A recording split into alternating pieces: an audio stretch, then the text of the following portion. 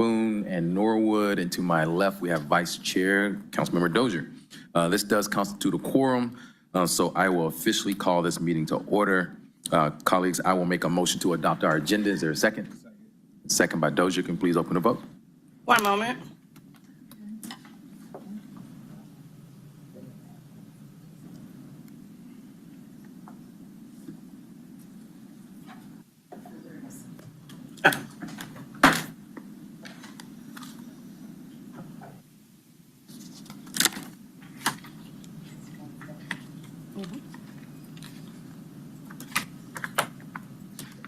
The vote is open. The vote is closed. 4 yeas, 0 nays. The agenda has been adopted. Thank you. Colleagues, you've had an opportunity to look at the previous meeting minutes, so I'll make a motion to approve. Is there a second? Second by Dozier. If you can open the vote. The vote is open.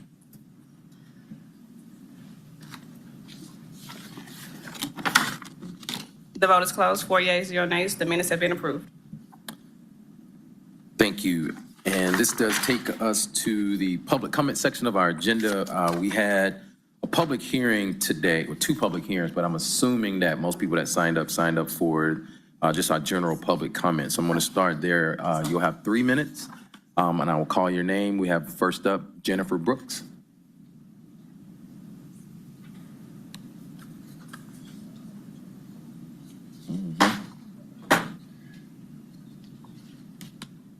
I may have signed up at the wrong time because I wanted to speak to Plan A. Can I speak to that now? Yes, that's just, oh, okay. Yeah. Well, I'd like to, first of all, applaud Commissioner Prince. Her way of community engagement was just outstanding. I volunteered at many of the evening sessions, and I saw her staff conspicuously coming from behind their screens in their offices to sit at tables and their eyebrows down, and they're writing notes and they're interacting with the people they serve.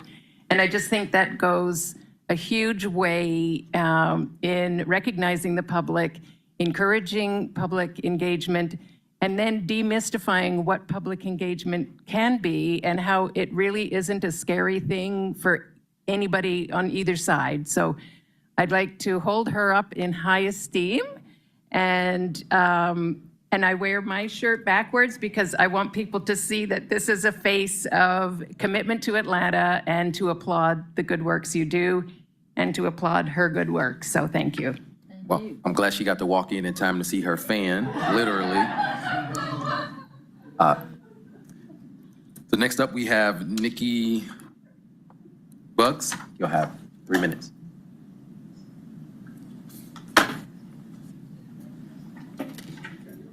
Good afternoon. Good afternoon. All right, this is for Judy Clemens, who lived in the Landmark condominium. Judy died a year ago on the 18th, last week, and we want to make sure that we give her homage because she had been in front of the council, the city, for assistance for a while regarding the situation that we are suffering through now. I also want to play something for you so that you'll understand the depravity of what we're dealing with. Then ambushed and forced her way into Judy's unit and further accosted her. This is the actual audio recording. Community and just not about the things in the building. Get out of my unit.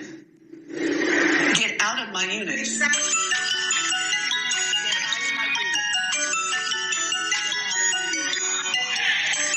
Get out of my unit.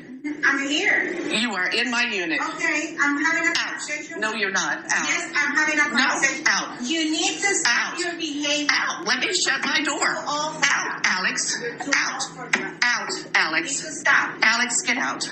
You stop. Get out. Don't do that. Get out. You're too Get out. mentally ill.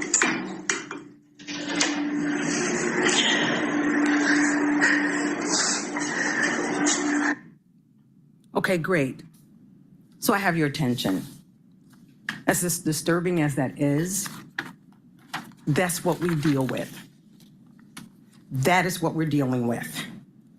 These are Judy's arms.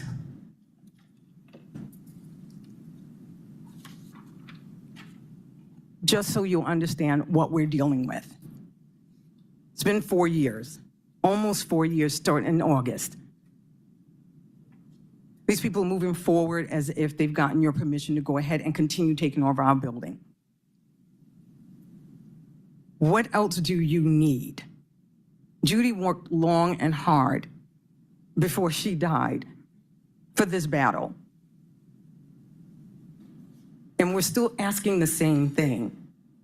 I'm unclear what else we could possibly do to say to get your attention. You're welcome to talk or say something back. I definitely welcome it. But this is unacceptable. So we give homage to Judy for her hard work, her tenure fighting for homeowners that are afraid, for the very few homeowners that are left, which are us. Don't know what else to say, don't know what else to ask. We don't know what else you need from us. It'll be a week or so, and then they're going to start filing liens on people's property because you're allowing it to happen, because the government allows it to happen. So congratulations. Congratulations, you've lost a bunch of homeowners because of inaction. This is Judy Clemens. Please don't forget her. She died fighting this cause. Thank you. Thank you for your comments. Next up, we have Henry Jordan.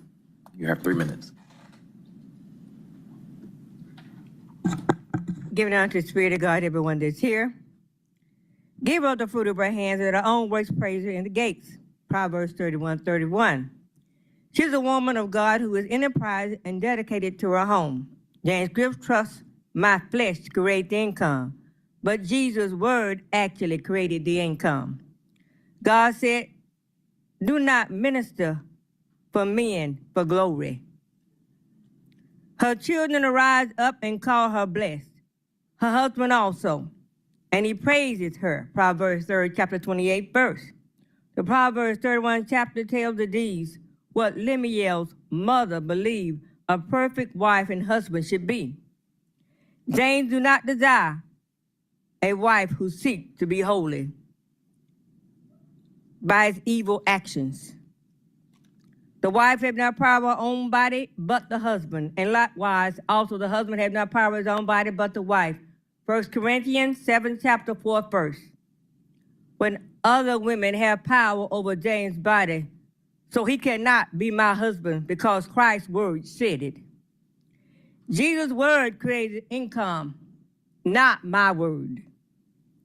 Husband, love your wives, even as Christ also loved the church and gave himself for it.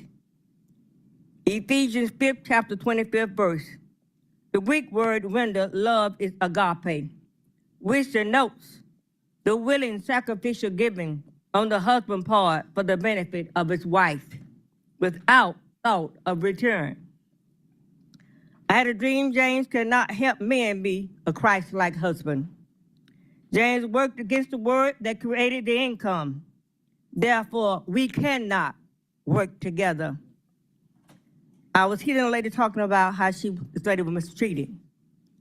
When you mistreat somebody else, you mistreat yourself also. Because the word of God said, love thy neighbor as thyself. When you seek to put your behind in my face, you working against Christ's word that he gave to you for your life. When you seek to kill, you ask to be killed. You ask for the death of others by how you treat somebody else. Thank you. Our next speaker is Chet Tisdale. You have 3 minutes.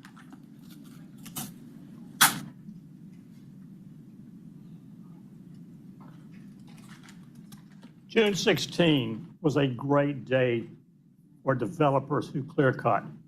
They thought that you would stop them, but you didn't. So they can clear cut at will. Any tree in Atlanta is fair game.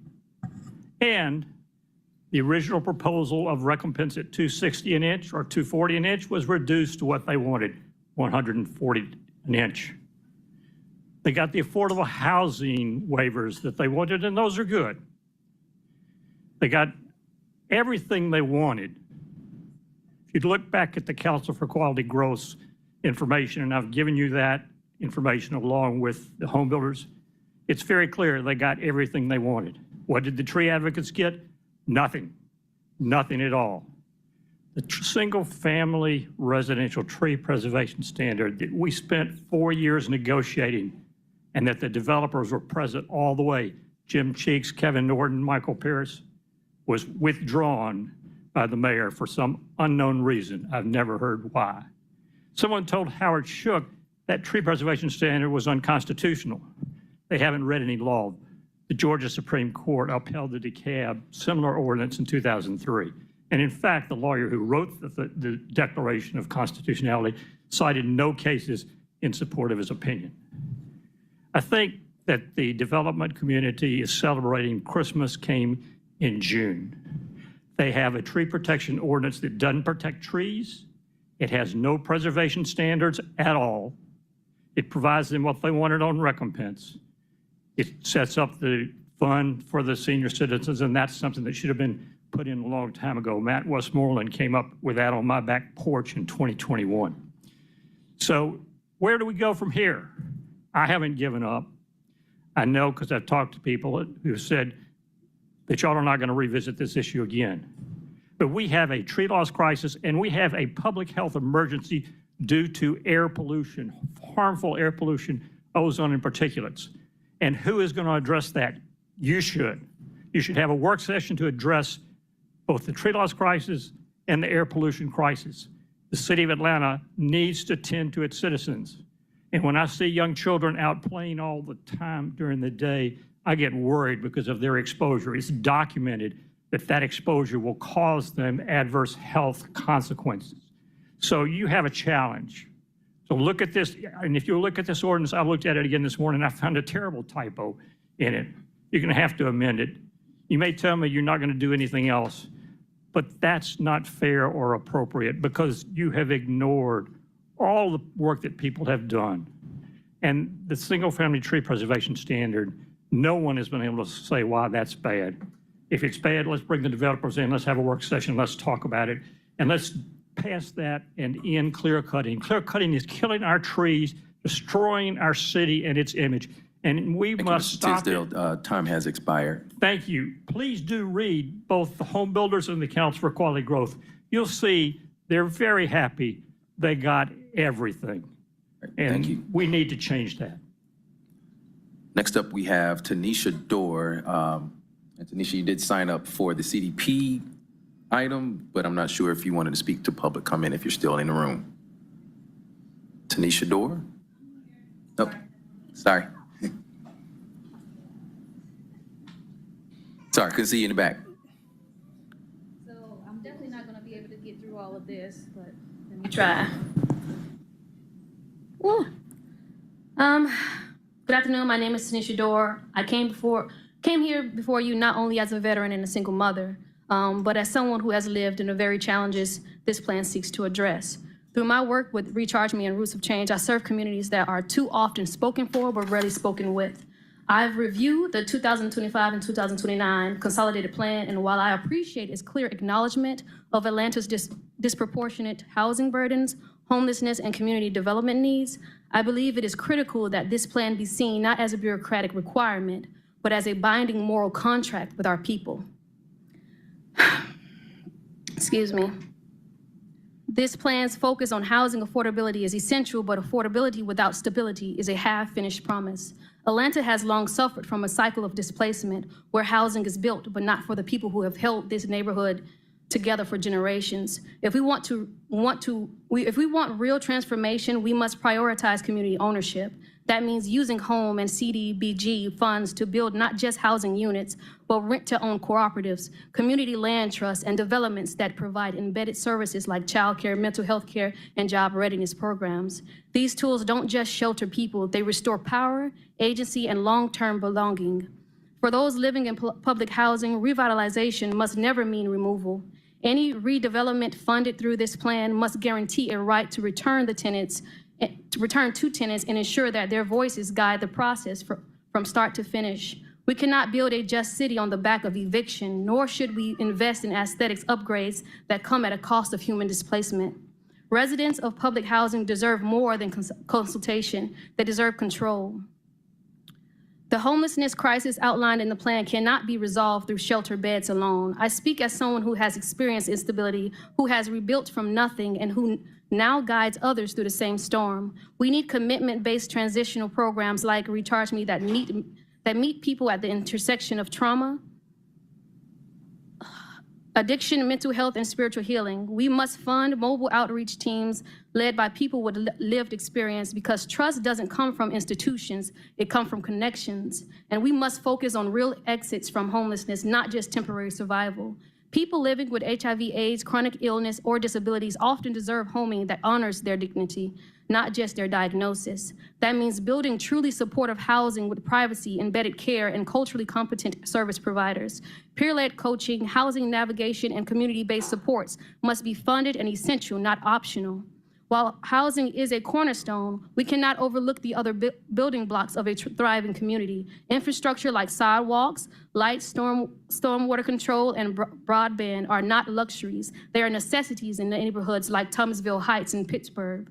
Non-housing CDBG funds should be used to strengthen the physical and social fabric of undeserved communities, not just for major capital projects downtown, but for everyday needs where families live, walk, and grow. That includes play spaces, gardens, tutoring centers, Where you and are, we youth are at hubs. time. Thank you. All right, thank you very much. We have been joined by council members Westmoreland, Bond, and Bakhtiari. And then our final speaker for today is Robert Springer.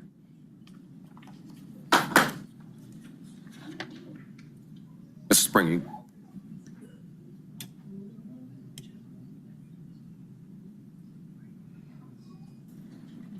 Well,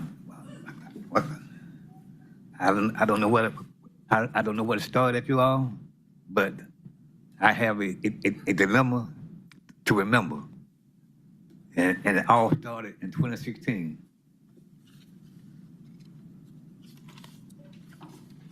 I mean, I'm surprised I haven't had a stroke or something more drastic that I've been through. Okay, and so it all started with the former district attorney, Paul Howard. He wrote a non-profit check on my house and told me that was his house. You know, it's a bully. I got all, and man, I tell you, and then after him, after Paul Howard, there's an investor named, well, okay, long story short, Paul Howard, they wrote about 3 liens pending on my house. You know, I'm a senior citizen. I have, right now, as we speak, I have 3 teenage kids are still in school, but I also have 3 grown children. But yeah, so right now, I'm homeless because of all these. Okay, I had to go in the hospital and have emergency surgery, and because this company called ME2, I got in touch with them through Atlanta Voice. Because Paul Howard, he had them boarded the house up. I couldn't get in because we were going to some kind of hearing, and he kept begging that man for the house. You know, and I heard that man say, he said, I wonder why he have a lot of interest in that house for. Because, like I said, you know, because me and I'll tell you, I don't know. But like I said, I'm sorry, y'all, because I was hit by a car when I was 7 years old, knocked unconscious, had a broken arm and everything. So, man, and here are and he filed a lien pending in 2016, 2018, and 2019. Because he told me that was his house. he a bully. So I was, I said, wow.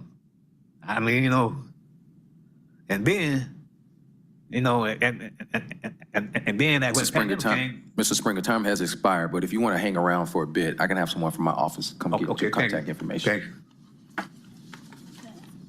Councilmember Boone. Yes, sir. What is the address of the property you're talking about? What is the address? 941 Proctor Street. Proctor, that's District 3? That would be Byron Amos District, is that correct? Proctor Street? Yes, ma'am. Okay, I am going to call, I can call Councilmember Amos's office and take him there. Okay. Okay, thank you. All right. Thank you. And that does conclude the public comment section of our agenda today. Is Mr. Reese McCraney here? Okay. So we're going to, colleagues, if you don't object, we're going to take this appointment before we hear our presentations. Come up, just a second. C0074, a communication from Tanya Greer, County Clerk, to the Fulton County Board of Commissioners, submitting the appointment of Mr. Reese Adams McCraney to serve as a member of the Beltline Tax Allocation District Advisory Committee. This appointment is for a term of 2 years. Thank you. Okay, tell us a little bit about yourself and why you're interested in this position. Sure, thank you. So my name is Reese McCraney. I, until recently, was at City Hall for 12 years, served with 2 different mayoral administrations. It's been a few years over at the airport running communications, media relations, social media as well. And for the last 2 or 3 years, I was in DC working for the Biden administration. I've just recently come back to Atlanta. And it's good to be back. It's good to be back in City Hall after a long time away, and good to see a lot of familiar faces as well. I see that transportation, the Beltline, is at a pivotal moment now for Atlanta. And the Beltline serves at an inflection point. And I think we have lots of terrific stakeholders with varying agenda items. And I think that it's important to have a cohesive strategy moving forward for the Beltline. And I would like to serve to help push the strategic goals for the Beltline forward and continue to be strong partners with the city, with the county, and with other partners, including MARTA as well. All right, thank you. Colleagues, I'll start with Councilmember Bakhtiari. There are a few people I would be more excited to approve for this position, Reese. I'm sorry, Mr. McCraney.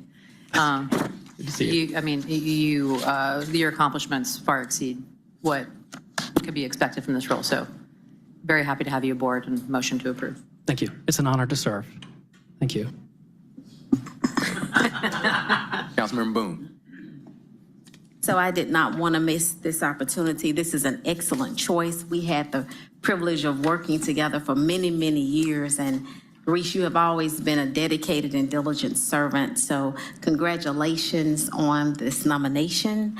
And we look forward to working with you. It is so great to see you back. Thank you very much. It's an honor. Thank you. Thank you, Councilmember. And we had a motion to approve by Councilmember Bakhtiari and a second by Councilmember Westmoreland. If you could please open the vote.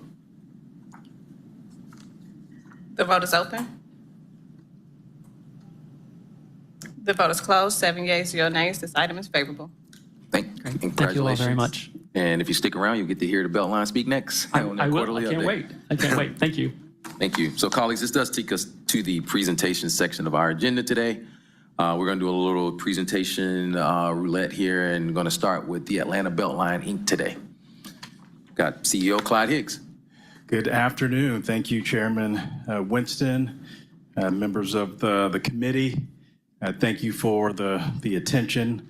I hope to give you a summary report on what we describe as really exciting activity happening along the Beltline. Councilmember Bond, Councilmember Westmoreland, I know you all came out on yesterday to celebrate the opening, the ribbon cutting for West Side Trail Segment 4. Our longest stretch of Beltline is on the west side, almost 7 continuous miles. So exciting times for sure. But before I start, I definitely want to recognize my colleagues, Jill Johnson and Bryson Levisay behind me. But we're also excited that we have 4 interns from various schools here with us today. We have Justin from Morehouse. We have Hanae from UCLA, Laura from Berry College, and Marley from Virginia Tech. So could you all just do me a little bit of favor and give our interns just a quick round of applause? Right. Awesome. We love supporting our up-and-coming folks. And right here on this first slide, you will see the West Side Trail Segment 4, which is now open. Again, this represents the longest stretch of Beltline Trail so far to date. And I also see my former housing lead, Dwayne Vaughn, in the audience. I'm not going to put him on the spot, but Dwayne, times have changed for sure, right? We're making some good progress from your days. But also, we are excited that we broke ground on a promise made from perhaps almost a decade ago, and that's Anota Park.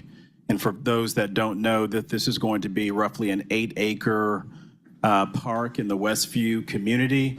It's going to take us about 18 months or so to finish off this park, but this is, again, promise made and a promise kept. And we are very excited. Literally, if you go out there on the Beltline today, we have officially launched what we describe as the Beltline Ambassadors Force. And so this is going to be men and women dressed in their cool khakis and Beltline green. That's really going to enhance the experience that people feel on the Beltline from a safety security perspective, and just getting information about Beltline as well. This is another way for us to engage community. They will start their first phase on the east side, southeast or the southwest side, and also on the west side connector trail for Beltline. And for those that came out, I guess almost 2 weekends ago, if this doesn't warm your heart, I don't know what will. But Big Tigger, you may remember, is a radio personality. He will tell you that the Beltline saved his life during the pandemic because this was the place where he can get out and ride bikes, enjoy nature, and really wanted to give back to community and specifically APS students. And so this is the 3rd annual time that we actually did the Big Tigger Beltline Bike Fest, and this was held at Lee and White, again, a couple of weekends ago, and we had a fantastic community turnout. We gave away over 255 bicycles to youngsters, and the moment for me was there was a young man, his name is Caden, and Caden came up behind me, he was rolling on his bike, and says, "Mr. Clyde, I love my bicycle," and just zoomed past me. He was working it. All right, and then also this next slide is just a comparison. As we think back on Beltline 2019 to 2025, there was a lot of purple when I was talking to you all perhaps 6 years ago in my tenure. And to think that we are in this place today, we have over 12 miles of Beltline completed to date. This time next year, though, we will have about 17 miles of continuous Beltline completed late spring of 2026, which again, Councilmember Westmoreland, you remember the SSD debates and that $100 million that was advanced because of SSD really helped us to accelerate kind of where we are today. Southside segments 4 and 5 are underway. Councilmember Winston, I think you got a chance to witness the first pours there. I was out with a reporter today and got a chance to ride by your district, and also got a chance to look at 55 Milton, but lots of progress happening on the south side. But not to go into all the details, I'm here to answer any specific questions you may have, but right now we have 7 active construction projects that are taking place along the Beltline. And this is because the project, in my opinion, is working the way it's supposed to work. The TAD continues to perform. We're getting our funds from our philanthropic partners, and that's given us the ability to walk, chew gum, and whistle at the same time with all of these various construction projects. But this is also, obviously about people and about making sure our businesses are thriving because of the Beltline. And one of our largest departments inside of Beltline, Inc. is economic development. And their charge is to make sure that legacy businesses, small businesses are winning because of this great investment. And so they've stood up a number of initiatives through the Beltline Business Solution Office. And long story short, we are trying to put wraparound services, resources into the small businesses' hands to make sure that they can thrive. And this is also ahead of it as we think about FIFA World Cup as well. So when FIFA leaves, we want to make sure that Atlanta-based businesses are winning because of that investment. And that requires access to information, knowledge, resources. We have also stood up through this program is what we describe as commercial affordability. And so you will see in the next coming months about 14 new businesses that are going to have locations along the Beltline in these containers. We charge them about $250, $300 a month, and they get access to the 2 million visitors that walk along the Atlanta Beltline. So without the big barrier of paying $70 a square foot for rent in some of our spaces. And so that's one of the things that we are very excited about, and this slide talks a little bit about that commercial affordability program.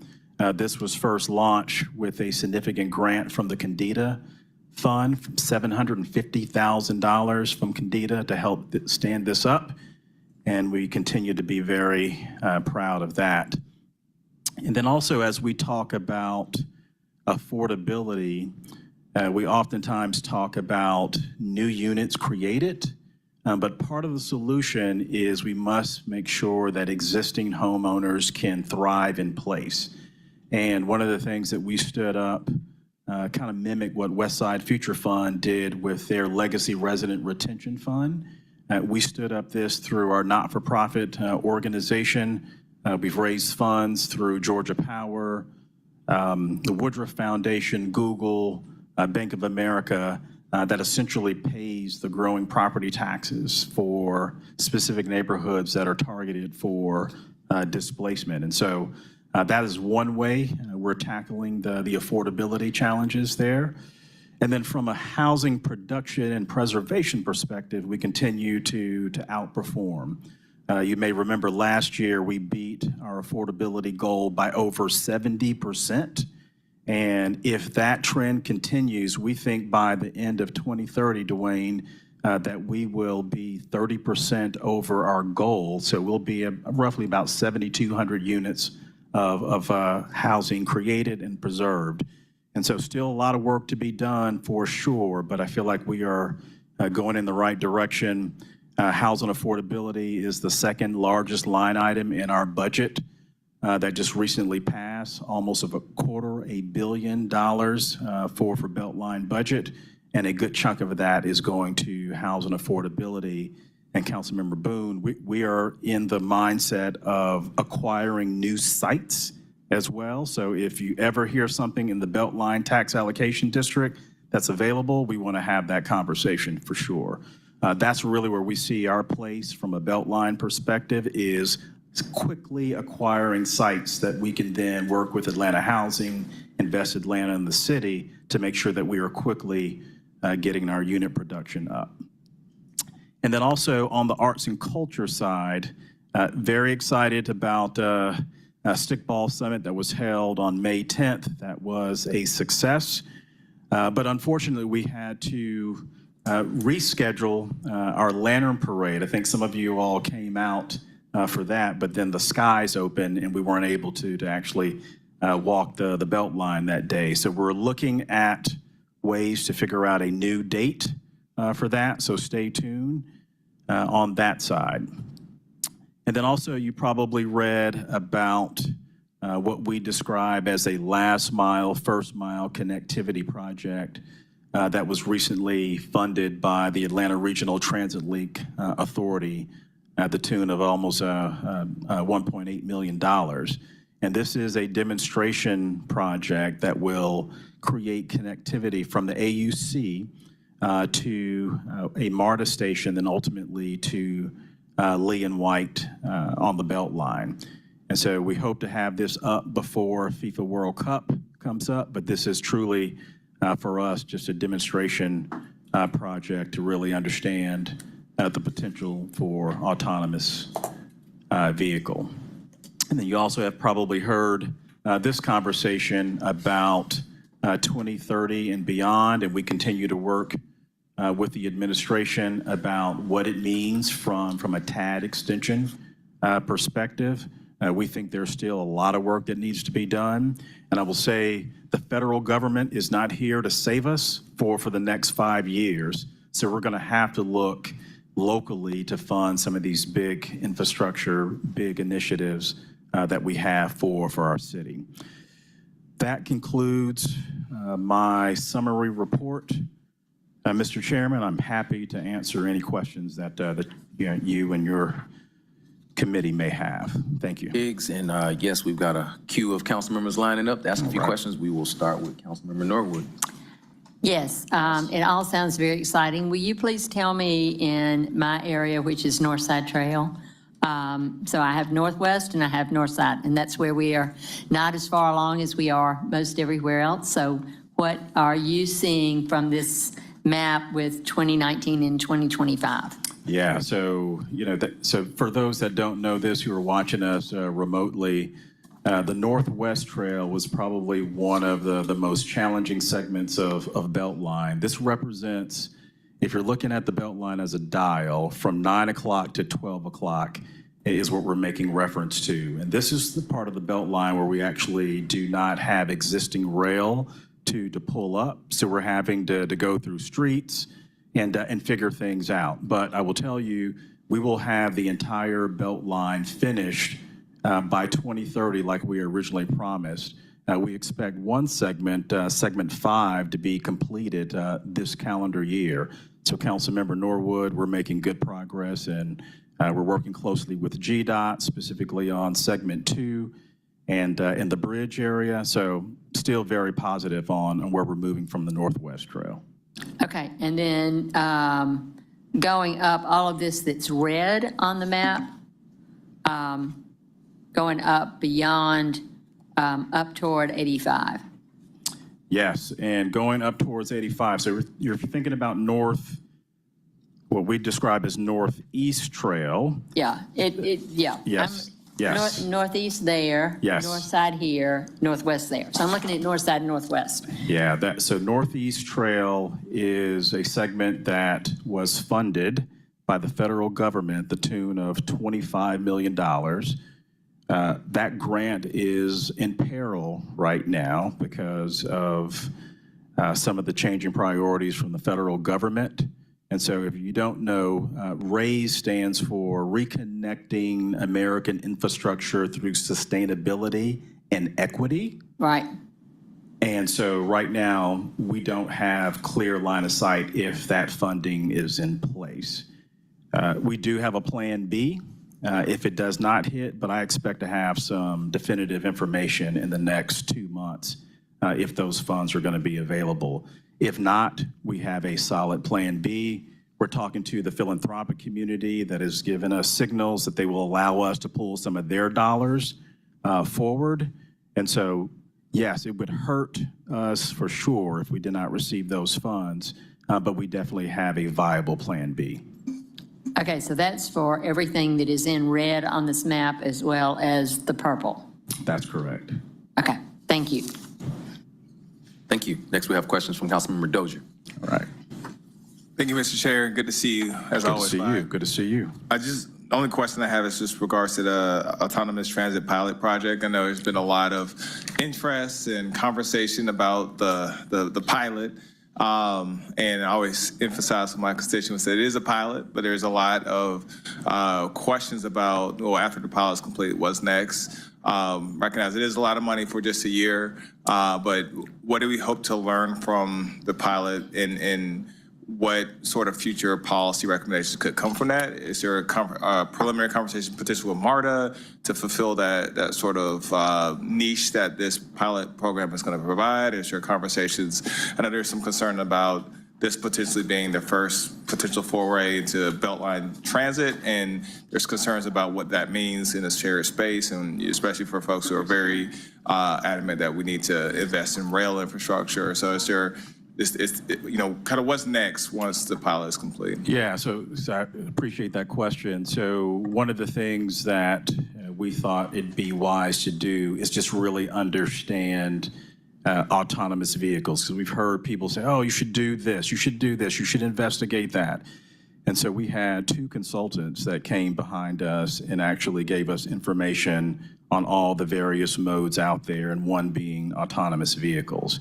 And so we want to really understand the technology, and not necessarily for Beltline corridor per se, but you got to think about transit and transportation globally. Just like affordable housing, there's not a one-trick pony that solves for housing affordability, but the same thing for transit. It's going to require lots of solution. And so for us, this is an experimentation on last mile and first mile connectivity versus us using this as a proxy for future Beltline. But we need to get smart about it.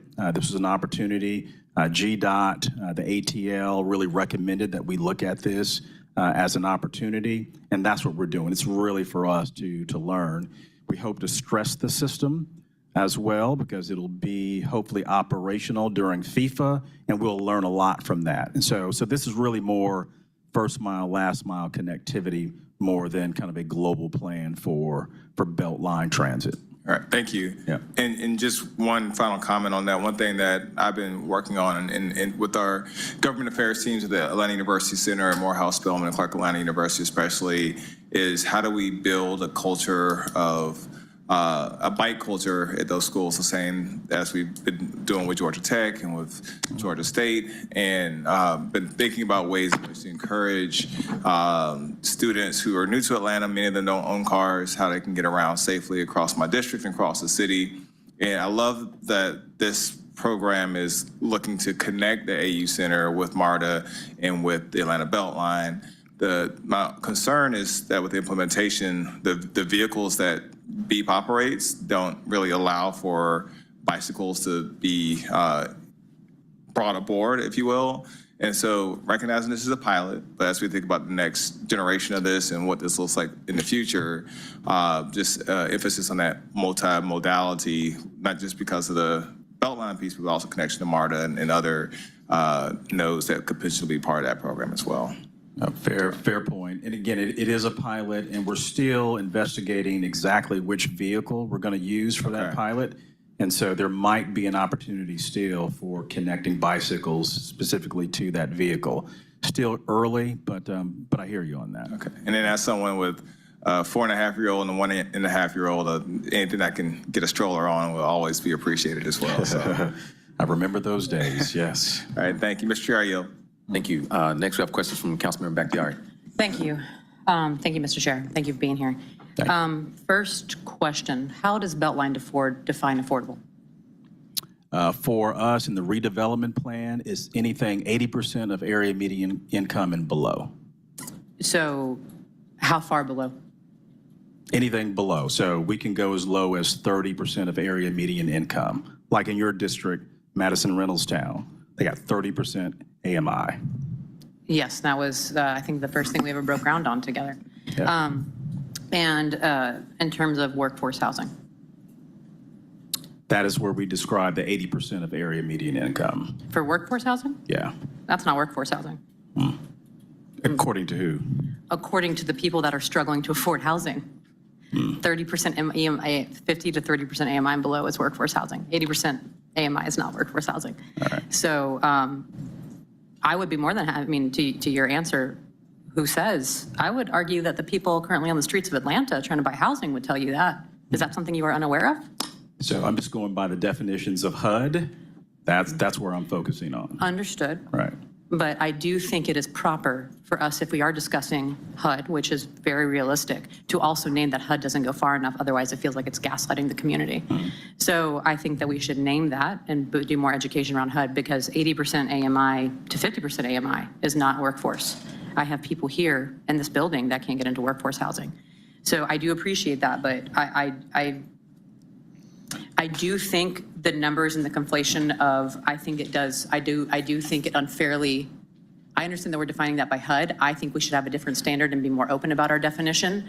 I think it does, in the way it's defined, skew the numbers and present more of a false win. I do find issue there, so it's something I want to have a better understanding of and continue that conversation, because I would be doing a disservice to my community and to the affordable housing community if I said that 80 to 50% AMI was workforce housing.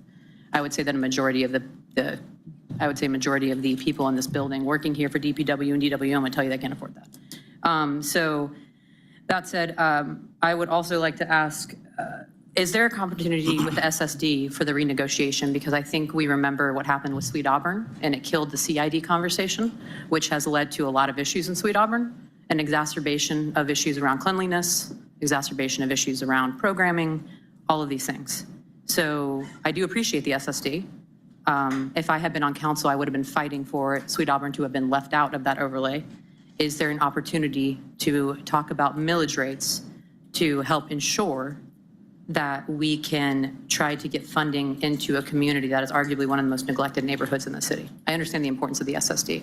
I'm asking, as things change, is there an ability for us to visit the millage rate so that we could actually either start a CID or BID or extend the one that already exists? But it's difficult for my businesses to do while paying to pay for SSD and CID at the same time.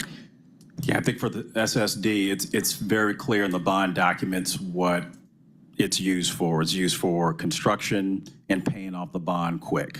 Those are the two uses. So I don't know if there's a whole lot of room to negotiate the SSD. Okay. I will name that it has created problems in that neighborhood. I guess I'll continue to work with ADID and CAP to see if we can extend the Midtown CID to that location. So thank you for that answer. I understand. And I do appreciate Jill trying to educate me on that prior to this moment. The Park Ranger program, really excited about that. Can I ask, do we have an understanding, or will we be educated on how they can be contacted if they're going to come to MPU meetings, if they're going to come to, well, I wouldn't wish it on them to come to a neighborhood meeting, but maybe an MPU meeting. Would that be possible, or who do we go about arranging that with? Yeah, so Parks and Rec is standing up the Ranger program, happy to facilitate that conversation. Commissioner Cutler. This is an extension of our Park Ranger program with APD. That's correct. Understood. Right. Understood. I like the new uniforms that I saw. Yes, and just to make the distinction too, so they have their Park Ranger program, then we also have the Beltline Ambassadors program. Right. Those are the two. Now, the Beltline Ambassadors program is something that we specifically stood up. Yes. Yeah. And much appreciated for that. And then I was going to ask, have you all been folded into the homelessness conversations around FIFA? We have not. Okay. Is there a plan? I mean, the Beltline, obviously, do you have a plan and agencies you will be working with along the Beltline to ensure that we're getting those people directed to resources? We have hired a consultant that's going to help us with some of that. So we are thinking through that for sure. Fantastic. If there's anything I can do to be of help in my district, please let me know around that. And then my favorite question, scooter corrals. Is there work? I know that some of the areas we have that we're trying to get this done are actually Beltline property. Jill, I'm thinking specifically of the entrance to the Croc Tunnel. One side is city, one side is Beltline. So locations like that, the identification, I know that our micromobility team is underwater. So is there a way, how do we better collaborate with the Beltline? Because if I see one more scooter just strewn across the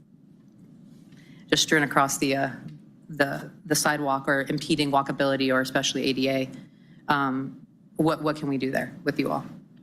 Happy to talk about that. We hear, all four sides of that argument, as you can imagine. So There's four sides? Oh, yeah. So we hear about scooters, we hear about cyclists, we hear about pedestrians. Everybody's pointing at each other as the challenge. But at the end of the day, it is about being kind and courteous and not just being a jerk on the corridor. I mean, that's really what it comes down to. We're going to educate people on what the rules are, but at the end of the day, it is like personal responsibility Correct. there for sure. Jill, that actually might be a good sign to put on the belt line. Don't be a jerk. You know, in addition to bind that lane and the signal directions, I think you should just add a big sign that says, don't be a jerk. And then I think two more questions.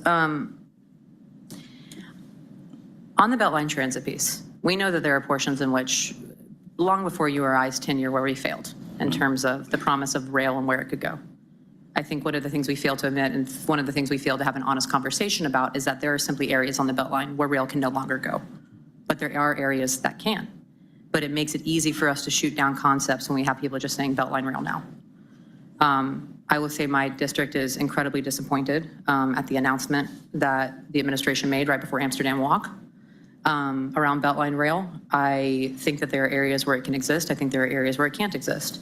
And so I wonder if there are, one, where are there areas where you think that that can still work? And are there contingency plans for the future to talk about transportation hubs like Murray's Crossing, like Holsey Yards, like the Gulch, which actually has a light rail system that can run through it because they have the infrastructure. So as there are discussions of that level of connectivity, where it can still go on the Beltline and owning that fact, but also connecting it to future transportation hubs that we know are coming. And I don't mean infill stations because I don't know when those are going to happen. I mean actual long-term options of connection to Centennial Yards, utilizing the light rail infrastructure that's built there to connect it to the HBCUs. Are we talking about that larger connectivity, not just on the Beltline, that I think the Beltline would play a very important role and honestly be the catalyst of? Yeah, and I'm glad you mentioned that because, yes, let's talk about Beltline, but transportation, transit is really kind of a regional conversation. And so we hired 2 consultants to kind of give us some feedback on the lay of the land with regards to transit. And so things have changed significantly from a technology perspective. And really their thesis was it's going to require all modes at the end of the day. And so light rail, autonomous vehicles, you name it. It's really all of the above. But from a rail perspective, the South Side is really targeted right now for a rail solution. East Side Trail, that's obviously a tough conversation. We all know that. There is at least 2 sides to that argument, but I think most reasonable people say we need transit, and let's leave it to the technical people to figure out which mode is really going to be best for our community. I think anybody who says we don't need transit is living a very privileged lifestyle and not taking into account equity and the people's ability to get from one location to another in the city. So I appreciate you saying that because it falls on us to deal with the cultural aspect of that and pushing back. And I think I would love for that to be a longer conversation to have with you guys. And I think the last thing I want to echo my council member Dozier on the Beep Beep pilot. The number one question I get from my district is why are we bringing cars to the Beltline?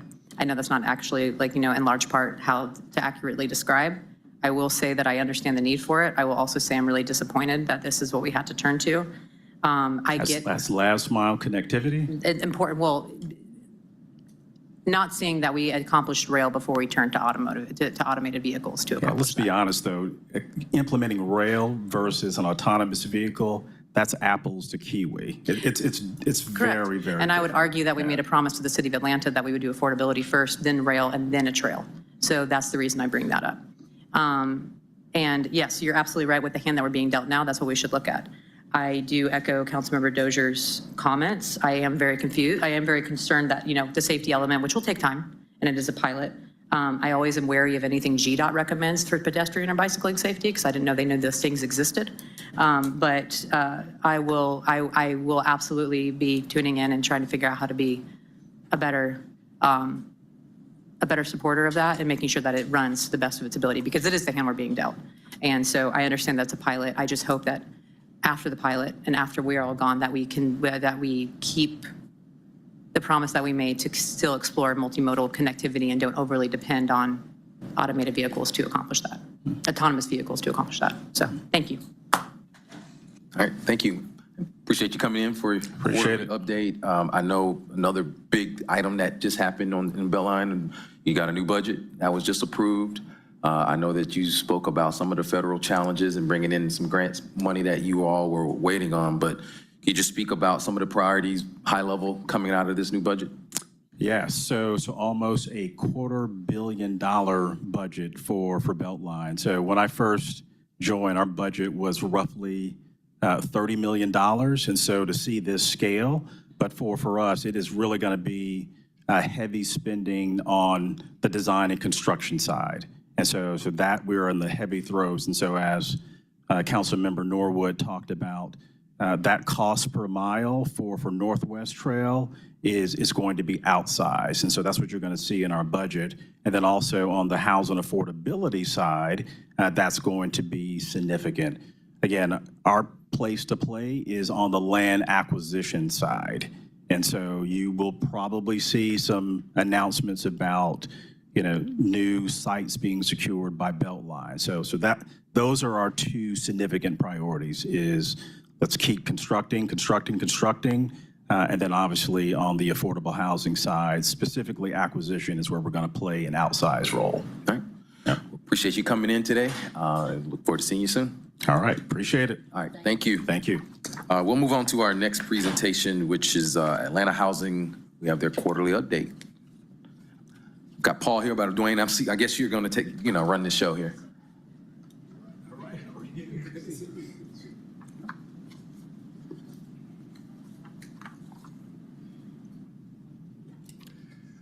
So good afternoon. Thank you for the privilege of letting you know what Atlanta Beltline is doing. My name is Dwayne Vaughn, and I serve as the Chief Operating Officer. I bring greetings from Terry Lee, who is our President and CEO, who wasn't able to be with us today. Sort of the theme for our presentation is stability in uncertain times. We are trying to navigate these uncertain times since about 99% of our budget comes from federal resources. And so we are monitoring the federal resource pipeline very, very closely. We are talking to everyone we can talk to, and the word we get back consistently is nobody knows what's going to happen.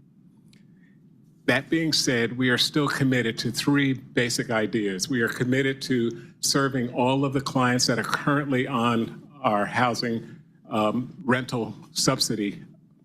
So that's number one. Number two, we are committed to continuing our development process and all of the development activity that we have going on. And then number three is we are committed to having adequate resources to do 1 and 2.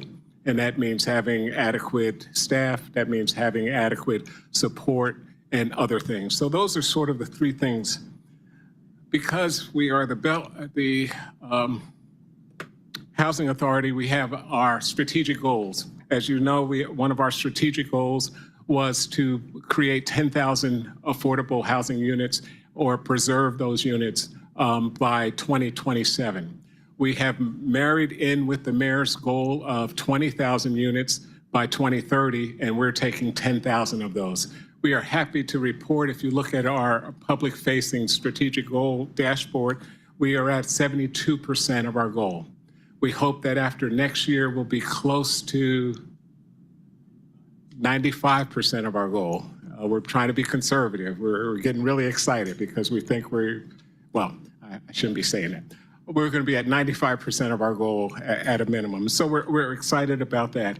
If you look at our dashboard, one of the things we'd like to do is just talk about a little bit of what we're doing. In goal number 2 that talks about providing housing assistance, we have provided housing assistance to 1,842 individuals. And that is assistance to help individuals not become homeless, but just they need a helping hand to stay in the home that they're in. We're also happy that so far 606 individuals, low-income individuals, have been able to become homeowners and start on their journey toward wealth creation and generational wealth. And so we're really excited about that.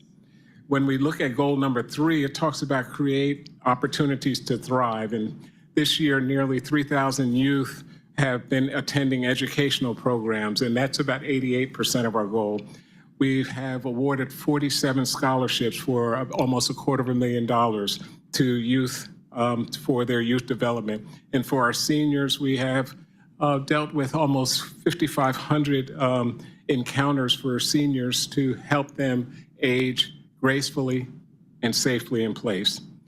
Goal number 4 talks about expanding our partnerships, and we are about 95% of that target. And goal number 5, communicating our impact.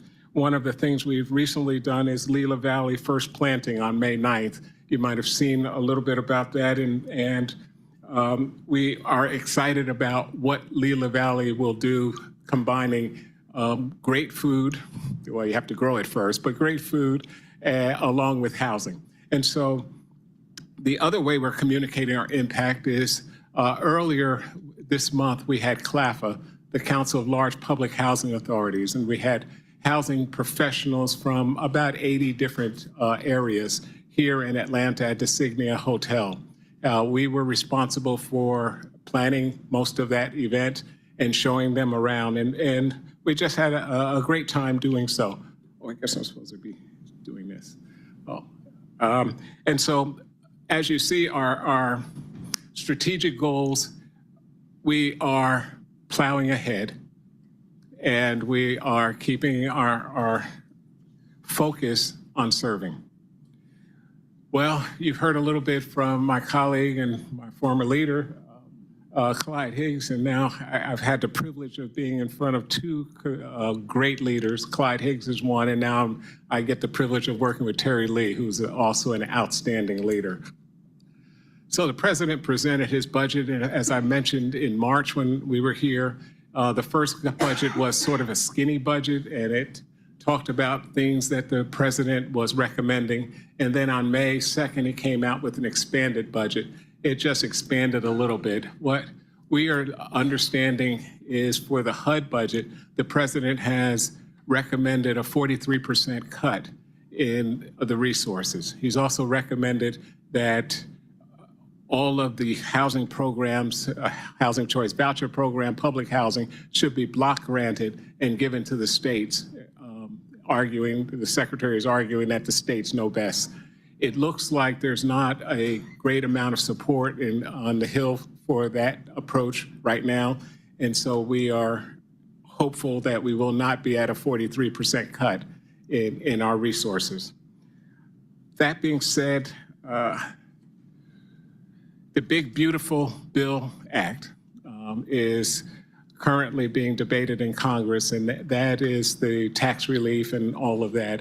We think that the appropriations is not going to happen until after the Big Beautiful Bill is enacted or not enacted, and we think that that is taking all of the attention of Congress right now. There have been some appropriations that have happened, and in those appropriation committee meetings so far, it's not clear what exactly is going to happen on the appropriation side. The Atlanta Housing Authority has taken the position that we are going to have our budget at 15% below where we were last year. And we're hoping that that's going to be enough, but we're preparing in case it's not to still deal with our 3 priorities. When we were at, I guess I should go to the next one. Did I miss one? Okay. We have been talking with our congressional representatives. We have been talking on both sides of the aisle to try to let them know what is happening at Atlanta Housing. We've talked with the offices of Representative Lucy McBath, Representative Rick McCormick, Representative Hank Johnson. We've talked with the House Appropriations Committee staff. We've talked with lead persons for the low-income housing tax credit, and we've gone on both sides of the aisle.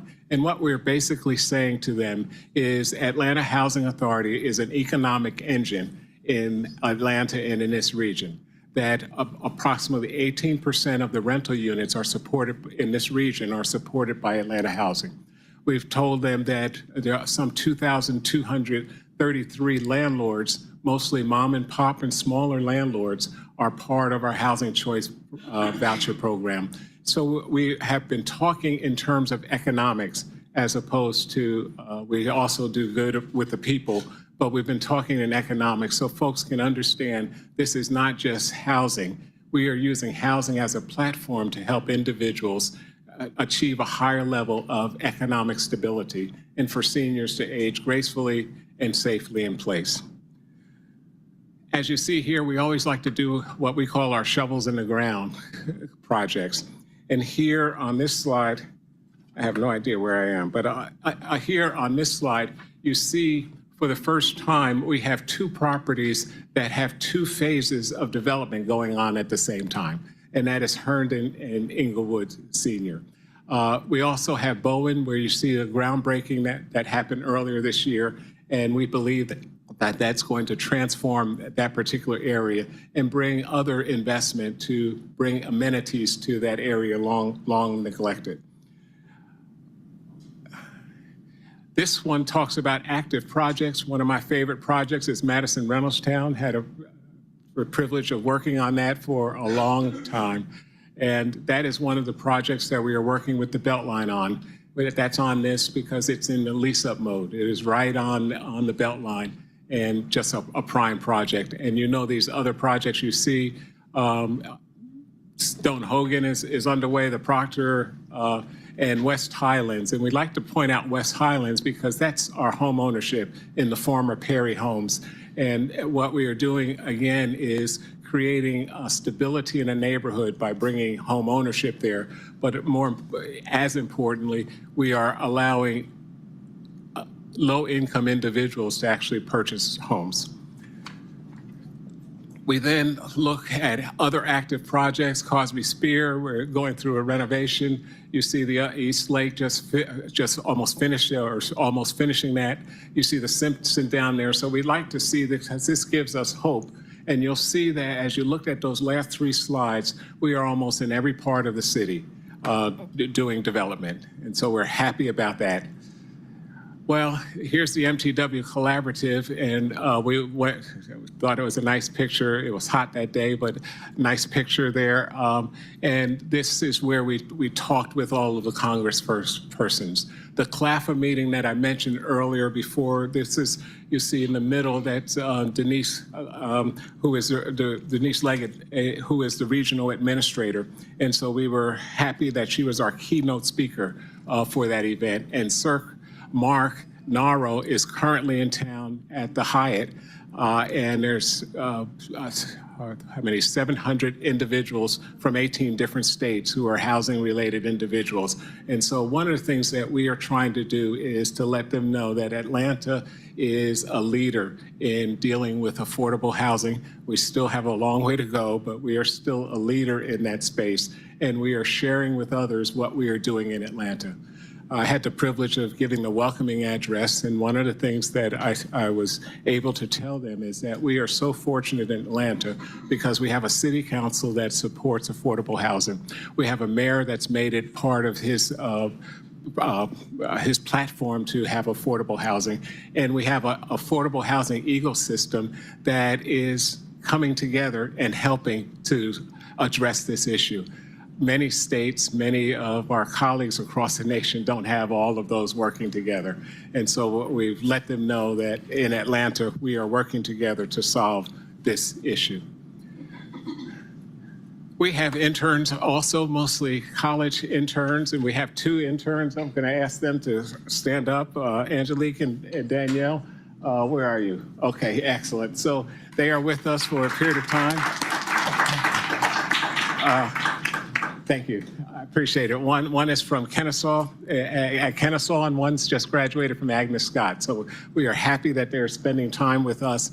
And what we really see this internship program is acquainting people with the privilege of doing public service and seeing that public servants have to work extra hard, because it's hard work, and I'm not telling you anything you don't know as sitting there as council persons, but that it's rewarding work. And so that's what we're excited about those interns.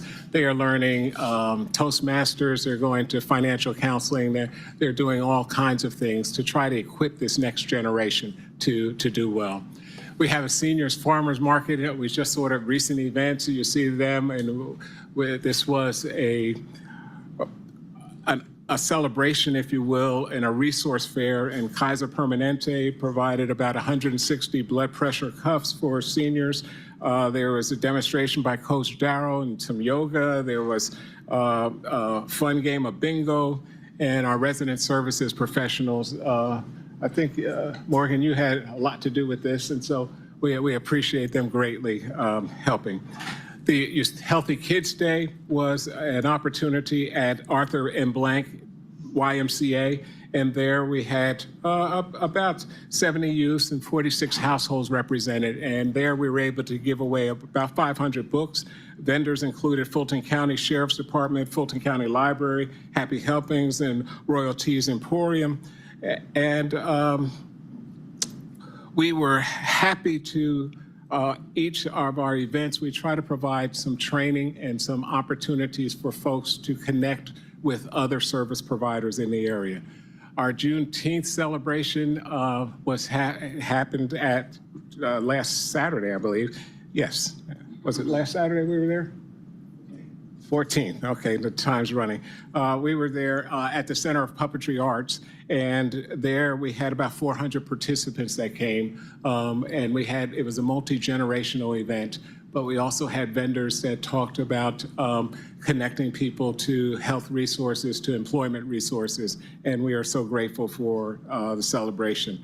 There was a cooking demonstration, fitness, and of course, because seniors were there, we had bingo. And so everyone had a great time. And then I've talked about Leela Valley and that first planting, and we expect that to continue. Leela Valley will be a home to about 175 housing units eventually. And so we're happy to see all of that happen. And then here's upcoming events that we have, and we always provide that in case you want to join us, and we welcome you, and we also welcome the public to join us. We believe we are privileged to provide housing as a platform to help people, and we will continue to do that despite the interesting times that we are in. With that, I'd be willing to take any questions that you might have. All right, thank you for that update. Any questions, comments from colleagues? I was excited to see the project list, the active project list. Was just curious if you had an update on 450 Capitol Avenue. We have put out a request for proposals. That is under review right now, and so we think that probably toward the fall, mid-fall, we should have a selection and bring that before our board. We're excited. We're also trying to figure out how we can potentially activate at least one of the floors, maybe even the grounds for soccer or FIFA or something. So we're looking at that. Okay, excited to hear that. And, please keep me updated if there's anything my office can do to help with any of those plans. So, Councilman Mendoza. Thank you. Just same question I have every time you present. What's the latest on McDaniel Glen Phase 5 in Mechanicsville on potential groundbreaking? We are still working on Mechanicsville Phase 5. There's still some working out the financing and some other things. What we will do is, if it's all right, I will get you an update in the next day or so about exactly where we are on that and what the timing of that might be. Perfect. Thank you. All right, Councilmember Boone. Yes, just wanting to thank you and your entire team, especially Morgan Johnson, for working with Southwest Atlanta Districts 10 and 9 on the Bankhead Courts revitalization. We are so very excited about that event, and we'll be having another meeting, I think, July 22nd. So we are very excited and want to thank you for your responsiveness. Thank you. Oh, we appreciate those kind words. Thank you, Morgan. Thank you, Councilman Bakhtiari. Thank you. Appreciate it. One main question, Mr. Vaughn. I'm sorry, COO Vaughn. I was curious about, y'all were kind enough year one. We worked with you. I worked on legislation that was a resolution for an Atlanta Housing Beltline, and Invest worked with us on it.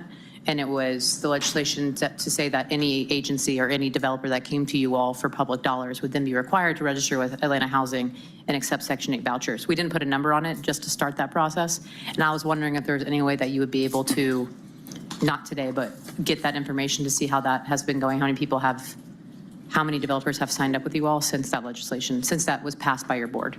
Okay, yes, we will do that. Awesome, Yeah. thank you. And I should also say, would you also mind, hey, Paul, would you also mind getting, I've been trying to get a map of which properties are Atlanta Housings within Sweet Auburn. I know there was obviously a transfer of land. And so I'm curious, I believe that there's still some AHA property in Sweet Auburn, and I'm curious if there is a way to find that out, to find out how to work with you all to revitalize some of that and find out how to see if we can find more affordability or anything that we can do. Because whatever I can do to get Atlanta Housing into my district to do more affordability, I will work on. That is fine. I believe on that, in that corridor, we don't own anything there. Everything's transferred over? Yes. Okay.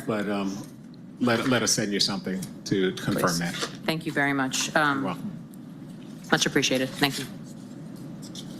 Mr. Chair. All right, thank you. Well, appreciate you coming in for your quarterly update. We've got a robust agenda, so we have one more presentation, which is the Atlanta Department of Labor and Employment Services. So welcome up. All right, thank you.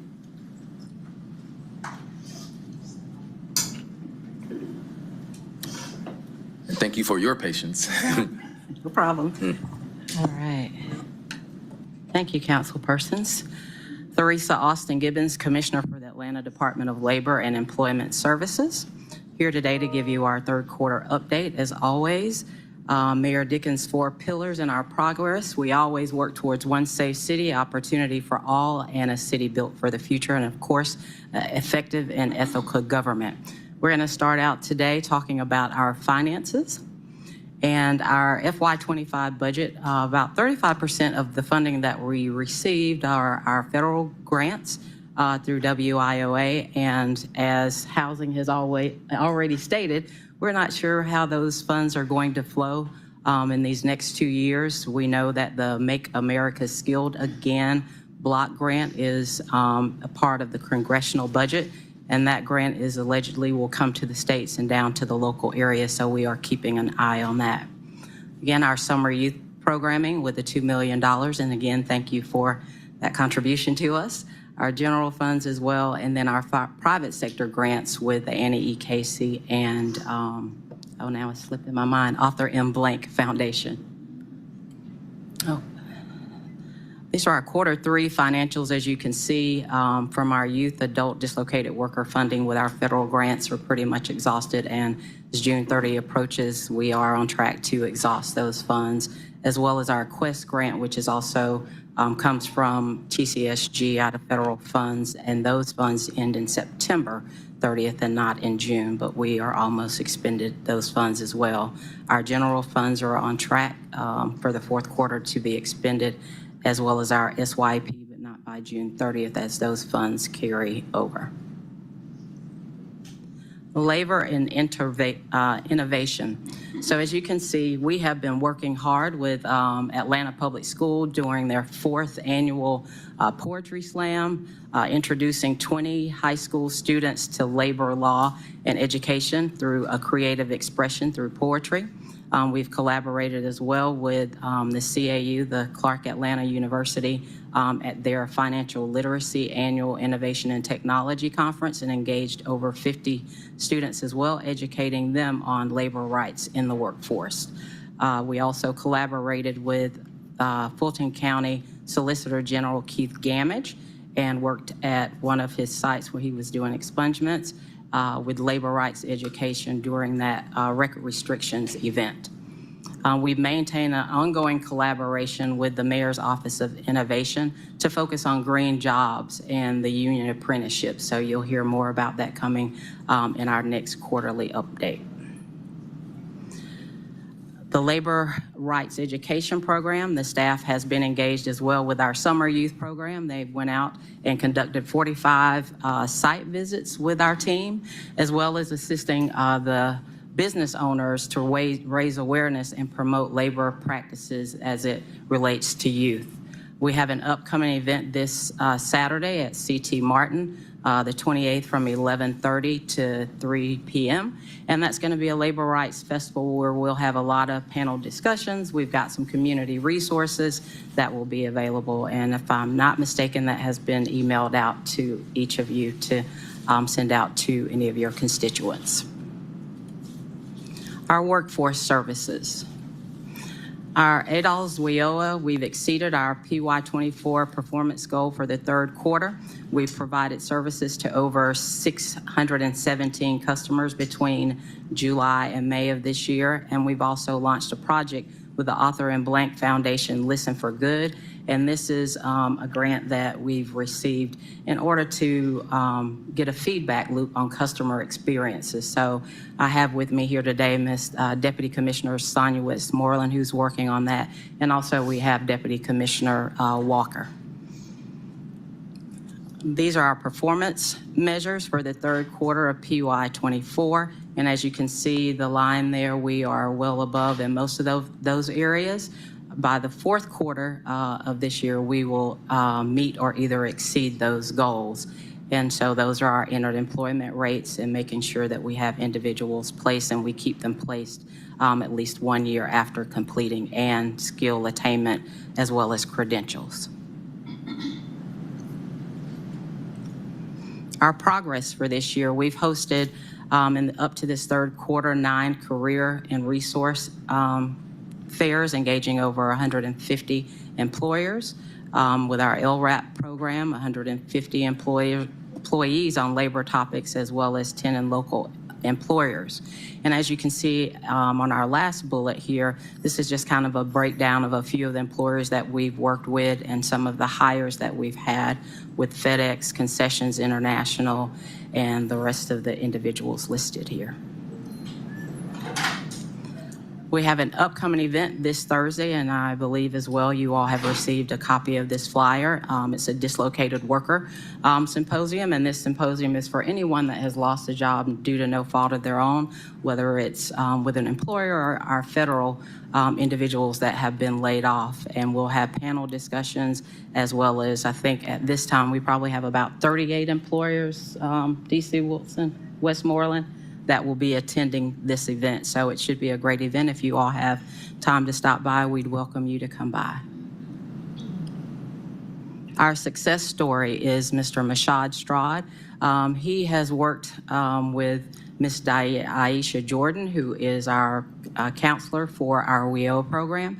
And he has done some great things. He is an entrepreneur. He also had a job with KIP this past year, and he was one of our fireside chat speakers back in December when we talked about apprenticeships. Summer youth employment programs. So we kicked off well, started June the 9th. We had our orientations the first week of June, on June the 9th. Some of the youth started. We still have program and employers that are starting youth. Some will start next week in some of our signature programs, as well as we have individuals with employers, as well as internal departments. This programming will run through September of 2025, and these are just a few of the pictures that we had at our orientation. We had Chief of Staff Donald speaking, as well as the team up top. And we had over 7,500 youth that were registered for the Summer Youth Employment Program, and still working with some of these youth to try to get them placed, our older ones.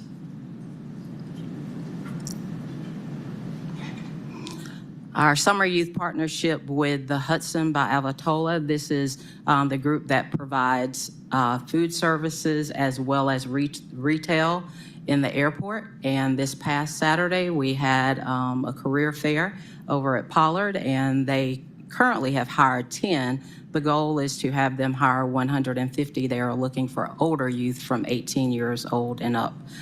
So again, we are still working with employers to get some of our older youth employed. And that concludes our report. Any questions? Thank you very much for the presentation today. Any questions, comments from colleagues today? Councilman, back to you, Ari. Very nice to meet you, Commissioner. And I would, we will grab lunch soon. I'm looking forward to it. Just a couple questions. Before, it was before your tenure, there was a resolution about senior workforce, that piece. Right. And so whenever we have the opportunity to catch up on that, and just piloting that, or if you have updates to share now.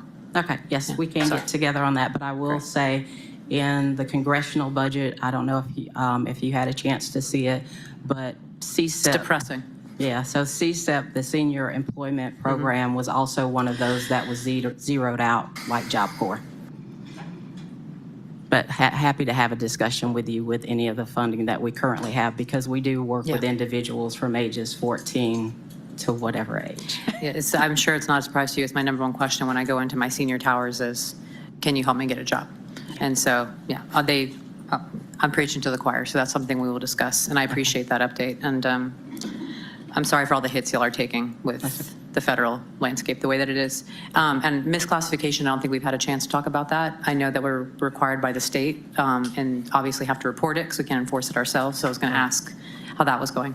Yeah, so with misclassification, I'll have to get back with you on that. We can have that discussion as well. And just so folks are aware, it's when we're 1099ing an employee instead of, when a developer is 1099ing an employee instead of giving them a W-2, and it's a misclassification. They do that to, one, not provide proper insurance and support to their employee, but they also do it as a way to dodge tax dollars.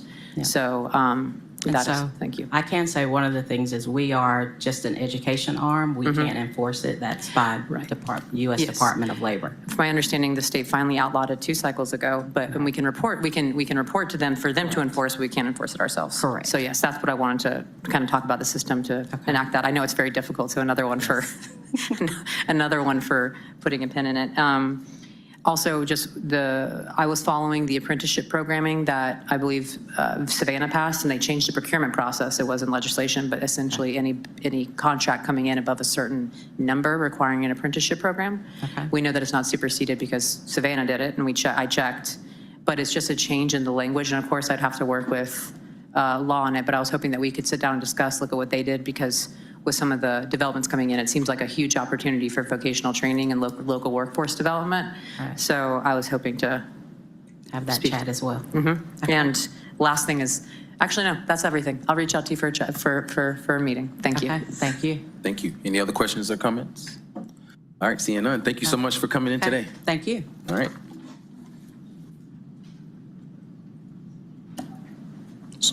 So this takes us to our regular agenda items. Colleagues, if there's no objection, we'd like to take the last held item, which is a pretty big item that's held, which is our Comprehensive Development Plan, Plan A. 25-0-12-24, a substitute ordinance by Community Development and Human Services Committee adopting Plan A, the City of Atlanta's 2025 Comprehensive Development Plan, as the official comprehensive development plan for the City of Atlanta, Georgia, in compliance with the requirements of the Georgia Planning Act of 1989 and for other purposes. Commissioner Prince, we're finally here. Yes, we are. It's very exciting. Quite a lot of work has gone into this and a lot of people involved. You might have noticed some of these people in the orange t-shirts.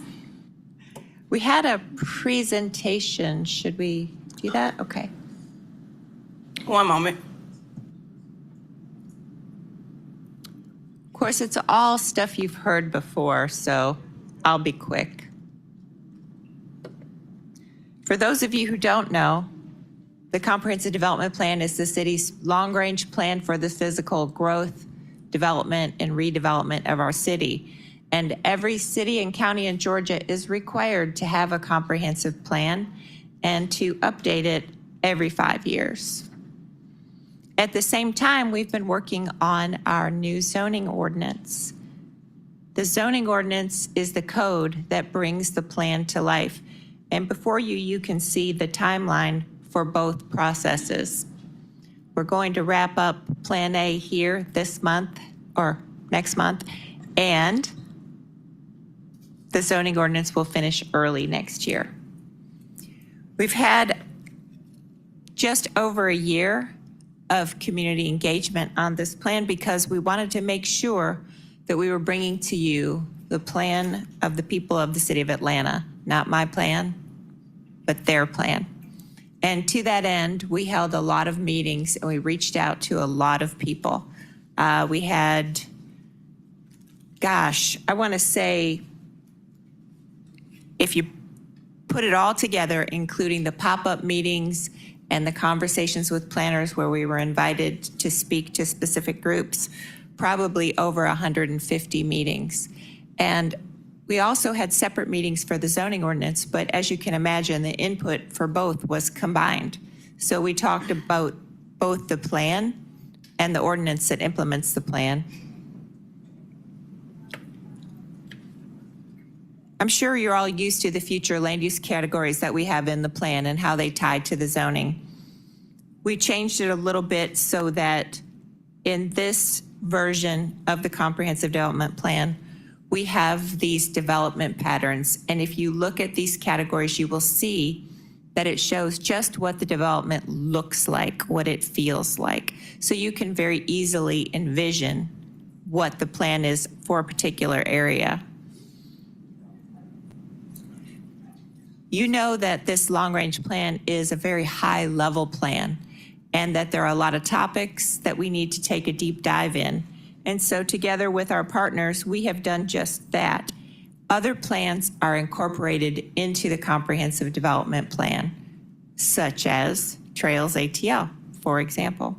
We'll also be doing a lot of small area planning in the next year in neighborhoods we promised to take a deep dive into. A good example of that would be the plan for the Ashby-Marta Station neighborhood. So we're getting started. It's already happening. The small area plan's starting. The zoning ordinance is wrapping up. And the comprehensive transportation plan is firing up. This is the transportation piece that complements the land use piece in the CDP. I want you to know that we took the comprehensive development plan out to our NPUs and all 25 voted to approve. This is very important. Thank you very much for your time and for your attention. We're here for any questions you might have. Thank you, Commissioner Prince. Thank you to everyone from your department who has worked, many hours on this whole project, all the volunteers from various other departments that have been on board. I've seen you all. The orange shirts are not easy to miss at all the neighborhood meetings. You've gone to every NPU in the entire city of Atlanta. The level of community engagement around this has just been tremendous. And so I just want to applaud each and every person that has been part of this process. This is a big deal that we've gotten here today. And so just want to completely thank your team. Thanks to my colleague, Councilmember Westmoreland, for pouring through the 310 pages over the last couple of days. We've got a little amendment that we need to make. And I don't know if you want to speak to that, Councilmember Westmoreland.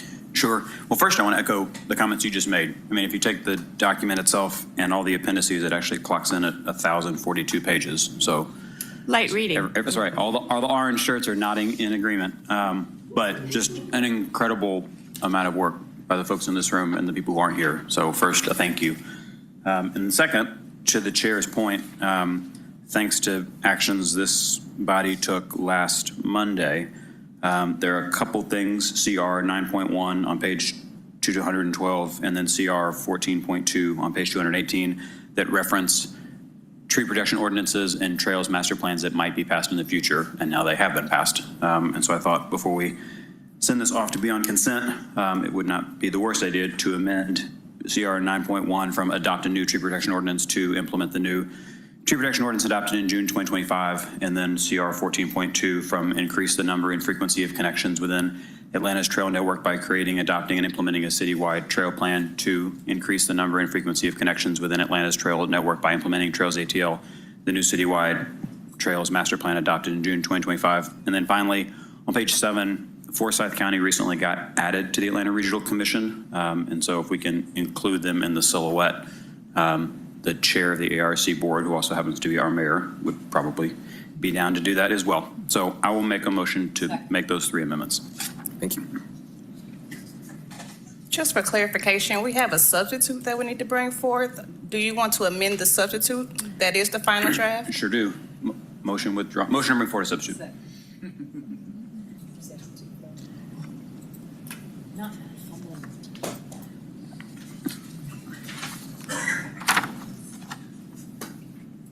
The vote is open.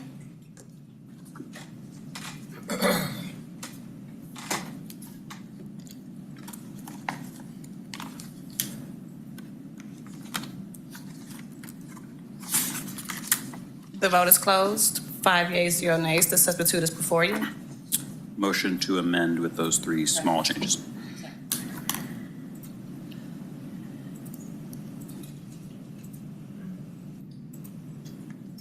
The vote is open.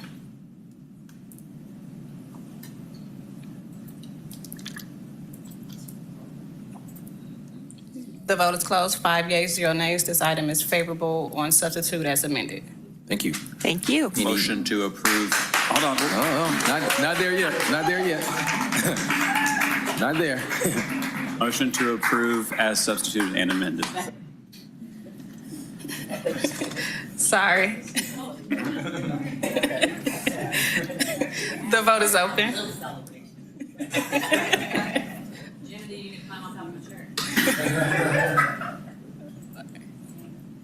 The vote is open.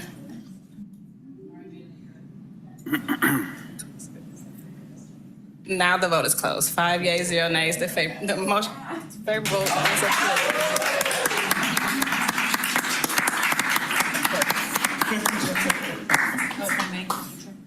Councilman Bakhtiari. I also just wanted to, Andrew, you were not here when we applauded everyone for their work on the TPO, CDP, and everything else. So thank you for all the work you did. Appreciate you. Thank you. TPO Plan A adoption in 2 weeks. Who said we can't do anything in an election year, right? So thank you. Thank you all. We appreciate all your work on that. So that takes us back to the first agenda item that we have. That is correct. That takes us to public hearing items. May I have a vote to open the public hearing? So moved. Second.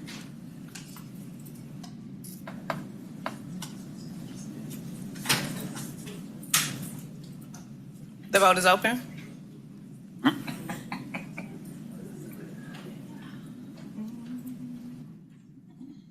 The vote is closed. 5 yeas, 0 nays. The public hearing is open. 25C0081, a communication from Community Development Human Services Committee to accept the draft 2025 through 2029 Consolidated Plan and 2025 Annual Action Plan on behalf of the Department of Grants and Community Development to outline proposed activities and federal resources awarded to the City of Atlanta by the United States Department of Housing and Urban Development. All right, I have Deputy Commissioner Barnes speaking to this.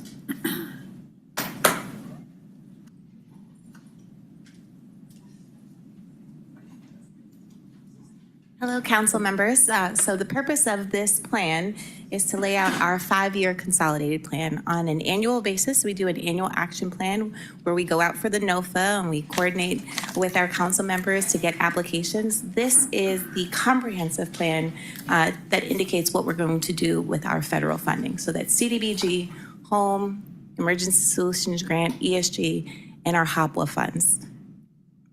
All right, any questions, comments from colleagues? Seeing none, I'll make a motion to exit. I'm sorry. Well, I think the one person who signed up for this spoke to another item. Spoke in a regular public comment, so we don't have anyone signed up for this one. May we have a motion to close the public hearing? So,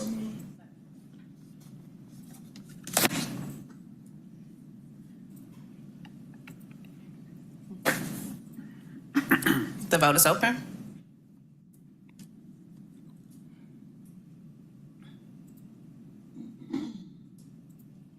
The vote is closed. 6 yeas, 0 nays. The public hearing is closed. May we have a motion to accept and file? so moved.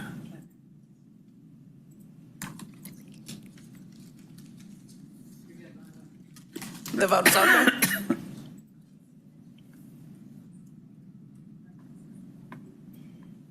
The vote is closed. 6 yeas, 0 nays. This item is accepted and filed.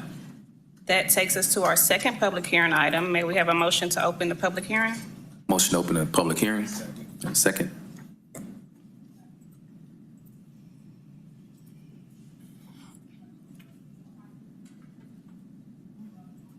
The vote is open.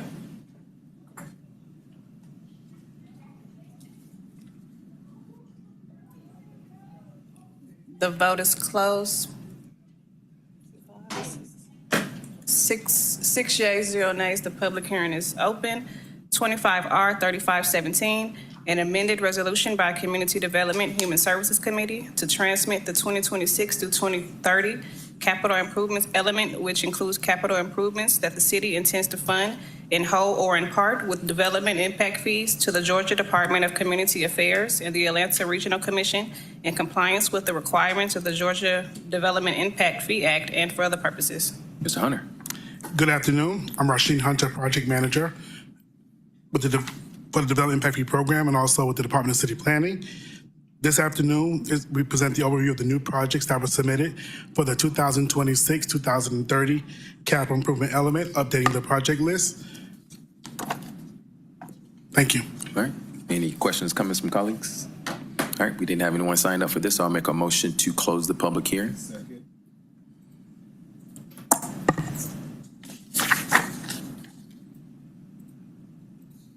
The vote is open.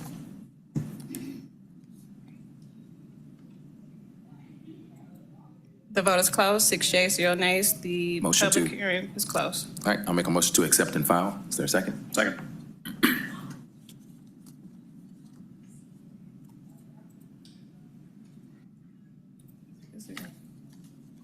One moment.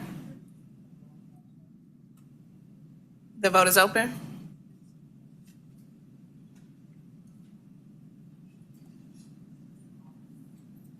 The vote is closed. 6 yeas, 0 nays. This item is approved. That takes us to the consent agenda. Ordinances for first reading. 25-0-1389, an ordinance by Community Development and Human Services Committee authorizing the mayor or his designee on behalf of the Department of City Planning to waive Chapter 2, Article 9, Division 1, Section 2-910, to retroactively authorize and ratify the City of Atlanta's submission of an application for the 2025 program grant from Georgia Humanities in an amount not to exceed $2,500.00 to be utilized for a publicly presented author talk, to authorize the mayor or his designee to accept the award of grant funds, to authorize the chief financial officer to amend the FY 2025 intergovernmental grant fund budget by adding to anticipations and appropriations an amount not to exceed $2,500.00, to authorize the mayor or his designee to enter into any necessary agreements in connection with the grant, to authorize the Department of City Planning to allocate funds for the local match in an amount not to exceed $500.00 and for other purposes. That takes us to our regular agenda. Item number 4, 25-0-1373, an ordinance by Councilmember Liliana Bakhtiari to amend the land use element of the 2021 City of Atlanta Comprehensive Development Plan so as to designate property located at 380 Wilkinson Drive Southeast, Atlanta, Georgia, 30317 to the single-family residential land use designation and for other purposes. This item will need to be held until we have our public hearing, so I'll make a motion to hold. The vote is open.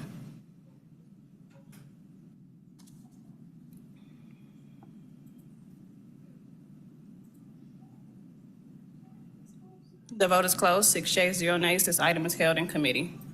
Item number 5, 25-0-1377, an ordinance by council members Michael Julian Bond, Antonio Lewis, Jason Dozier, Mary Norwood, Howard Shook, Liliana Bakhtiari, Marcy Collier Overstreet, Matt Westmoreland, Ishay Collins, Dustin Hillis, Alex Wan, Amir Faroki, Byron D. Amos, and Jason H. Winston to amend the Atlanta City Code, Part 2, Chapter 158, Article 2, to allow for an optional arborist meeting early in the development process in lieu of the pre-construction meeting at the end of the permitting process and for other purposes.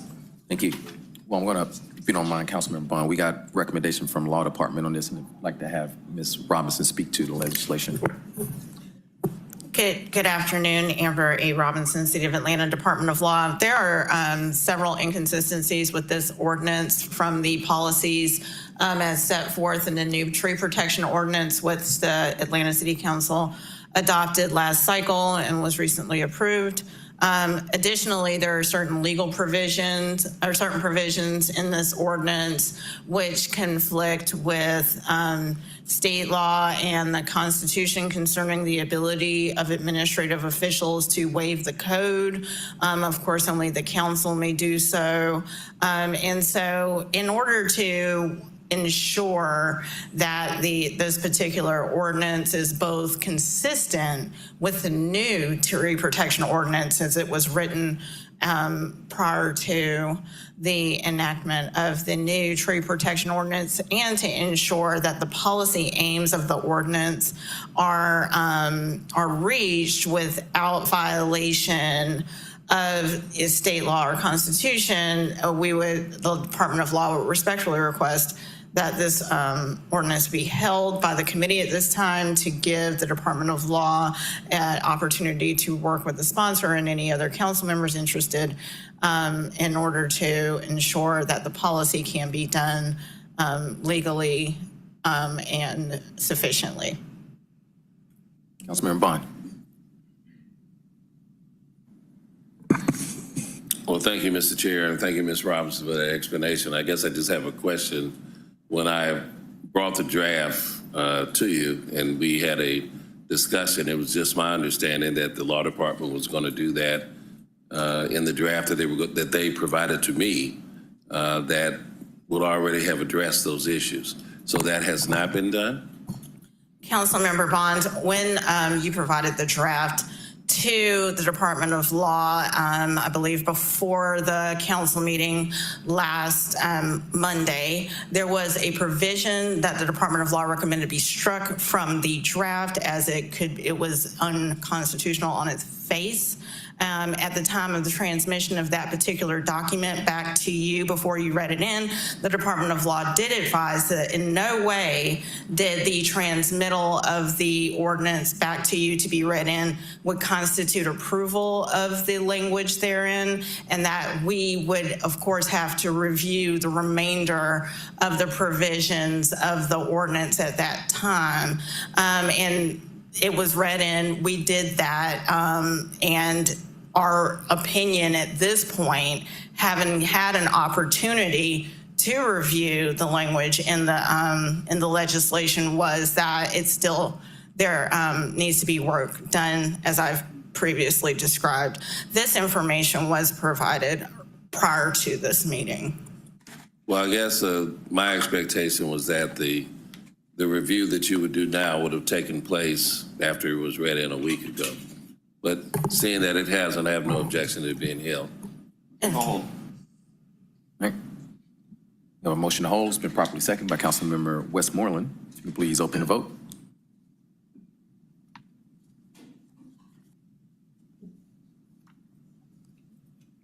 The vote is open.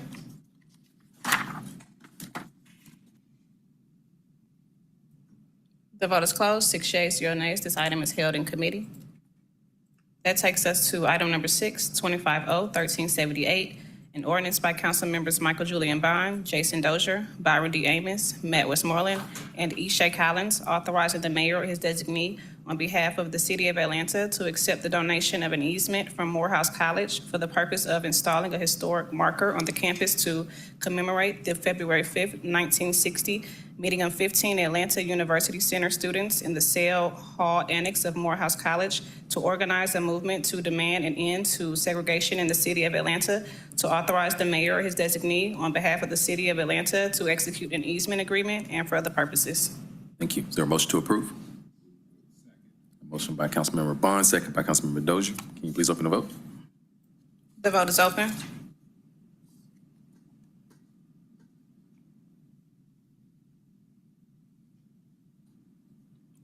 Will everyone please vote?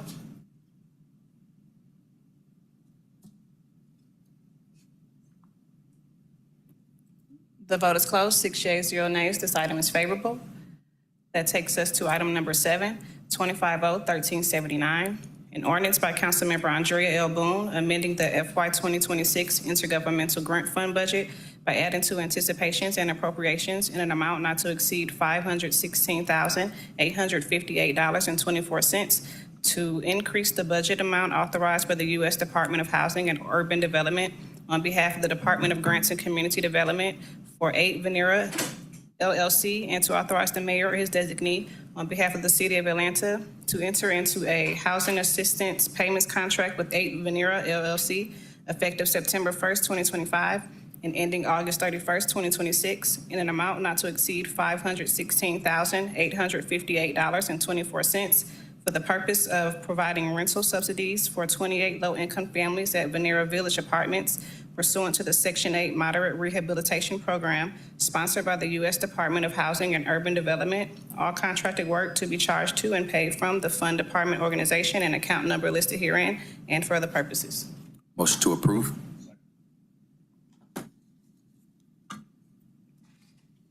The vote is open.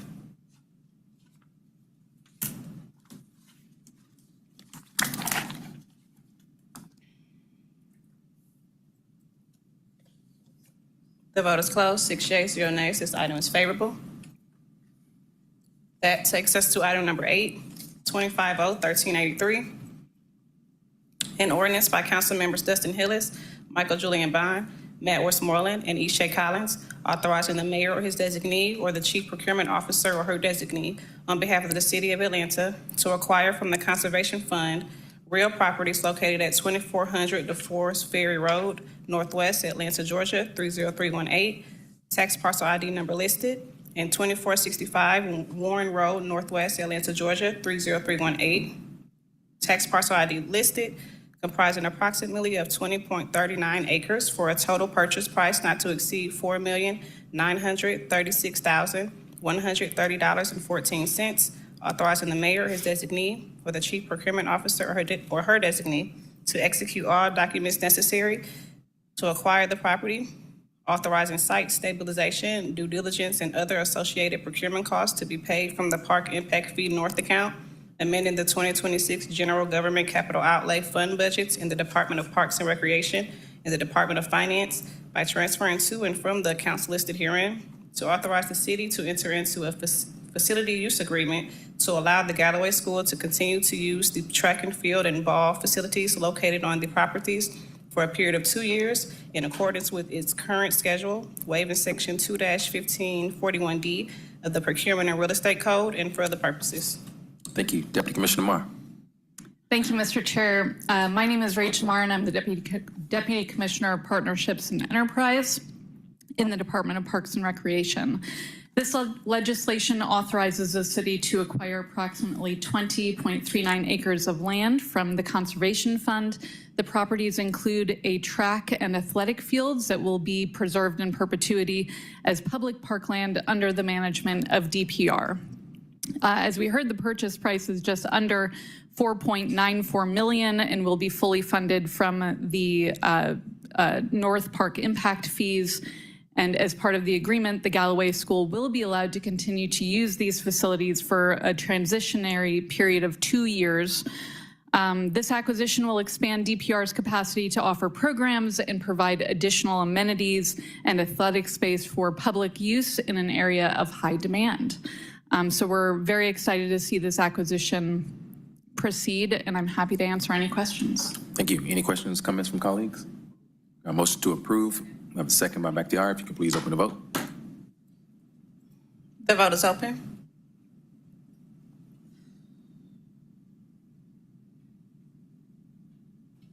The vote is closed. 6 yeas, 0 nays. This item is favorable. That takes us to item number 9, 25-0-1387. The caption changes. May we have a motion to bring forth the substitute? Second.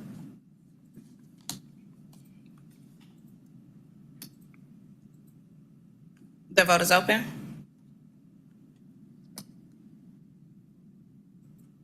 The vote is closed. 6 yeas, 0 nays. The substitute is before you. 25-0-1387, a substitute ordinance by Community Development Human Services Committee waiving the competitive procurement provisions contained in Article 10 Procurement and Real Estate Code of the City Code of Ordinances to authorize the mayor or his designee on behalf of the City of Atlanta to enter into a lease agreement with the Grant Park Conservancy for the lease of a city-owned building within Grant Park located at 880 Cherokee Avenue for an initial term that shall run from the date of execution through March 28, 2028, with one 5-year renewal option in exchange for the Grant Park Conservancy's agreement to pay for all routine maintenance costs associated with the property and its use and any necessary routine repairs thereof, which would ordinarily be the responsibility of the city for the purpose of furthering the mission of the Conservancy and benefiting Grant Park and for other purposes. Thank you. Any questions, comments from colleagues? All right. Thank you. I have a motion to approve. It's been properly second. If you can please open the vote. The vote is open. The vote is closed. 6 yeas, 0 nays. This item is favorable on substitute. That takes us to Section J, Resolutions. 25R 3590, a resolution by Councilmember Byron D. Amos requesting the City of Atlanta Department of City Planning to develop a senior zone designation to promote age-friendly infrastructure, accessible housing, and safer communities for seniors in the City of Atlanta and for other purposes. Thank you.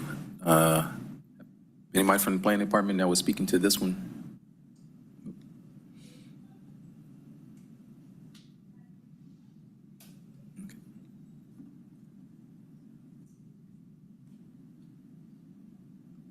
Tag, you're it. Ken Strickland, Department of City Planning. So we are going to need to potentially coordinate with the Department of Transportation on this one. We know there's some ADA compliance concerns that are going on with this and transportation-related items. We were not aware of this paper and its genesis, and so we're going to need to look into this a little bit. But it is a resolution, and so we can, proceed as the council wishes. Okay. We've got a motion to approve. Is there a second? No. Okay, motion to hold. Okay.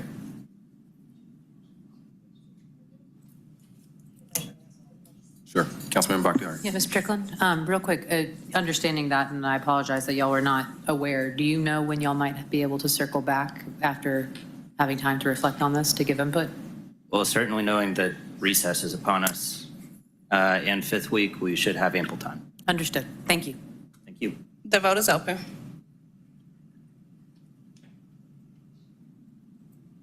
The vote is closed. 6 yeas, 0 nays. This item is held in committee.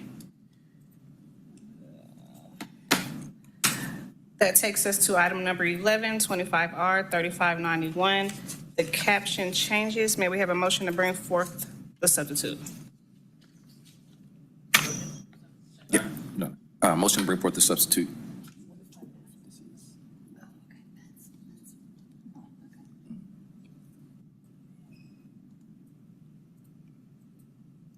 The vote is open.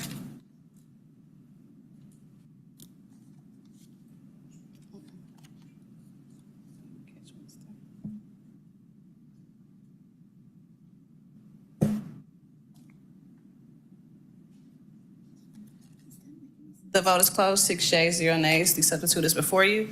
25R 3591, a resolution by Councilmember Liliana Bakhtiari, as substituted by Community Development and Human Services Committee, authorizing the contribution of a total amount not to exceed $20,646.00 to the Ascent Project Incorporated to support the commercial, economic, financial, industrial, and civil interests within the Old Fourth Ward, and authorizing the Chief Financial Officer to make payment from the account number listed herein and for other purposes.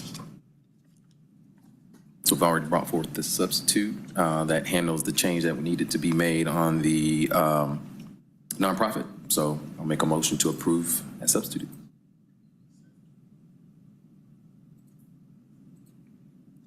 The vote is open.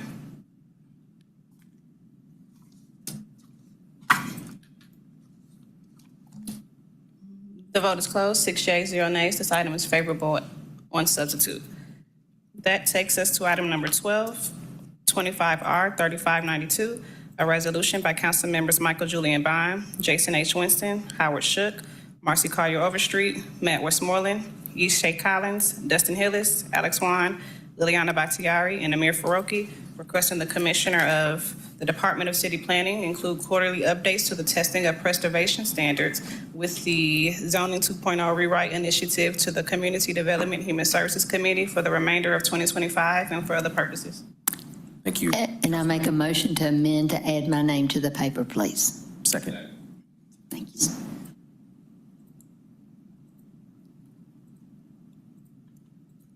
The vote is open. The vote is closed. 6 yeas, 0 nays. This item has been amended. Second. So a motion amended. approved by Bond, second by Norwood. Please open the vote.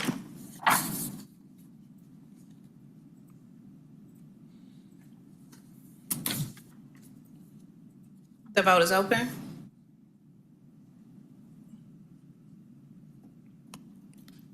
The vote is closed. 6 yeas, 0 nays. This item is favorable as amended.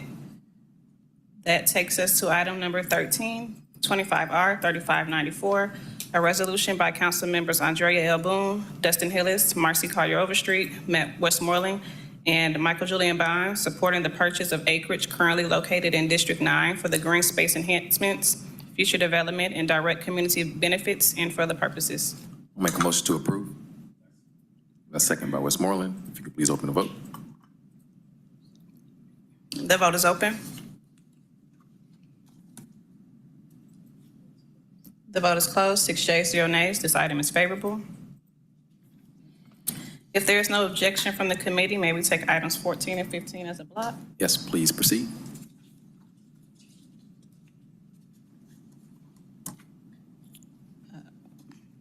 Both of these items require an amendment, 25R 3600 and 25R 3601, and it changes the caption. May we have a motion to bring the amendment forward?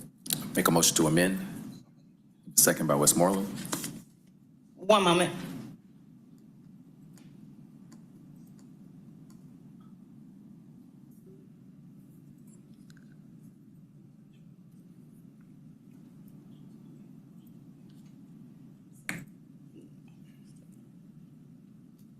One moment.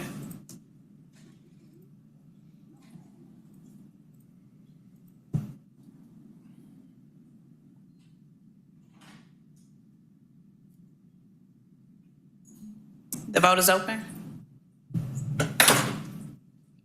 May you repeat the mover and the seconder, please?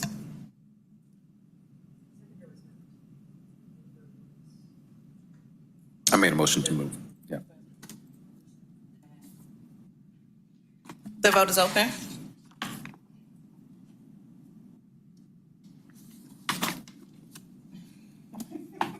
Whatever.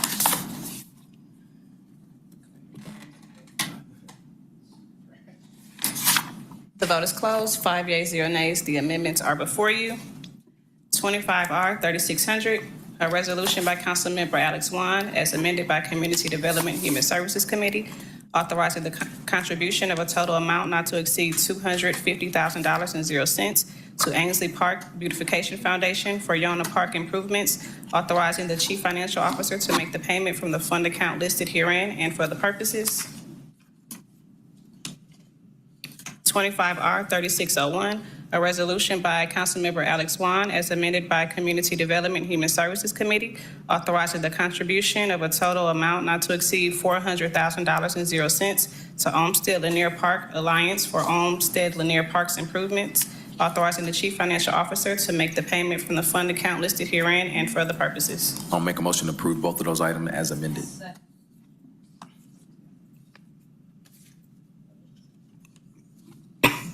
The vote is open.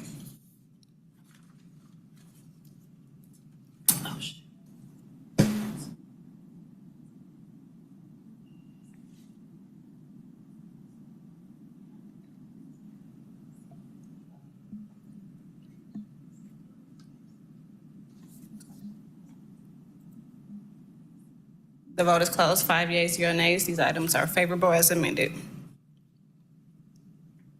That takes us to item number 16, 25R 3651, a resolution by Community Development and Human Services Committee authorizing the mayor or his designee on behalf of the city of Atlanta to exercise the first option to renew the contractual agreement for the RFP listed A, B, and C for miscellaneous repairs and construction services under $250K for ADA and other improvements with Kissburg Parker Fry, Leachy Commercial Construction, and Soko Contracting Company for a one-year term beginning July 28, 2025, and ending on July 27, 2026, with one additional one-year renewal option remaining to provide for ADA compliance and other improvements on behalf of the Department of Parks and Recreation on a task order basis in an amount not to exceed $12,500,000.00, All services will be charged to and paid from the funding numbers listed herein on an annual basis and for other purposes. Thank you, sir.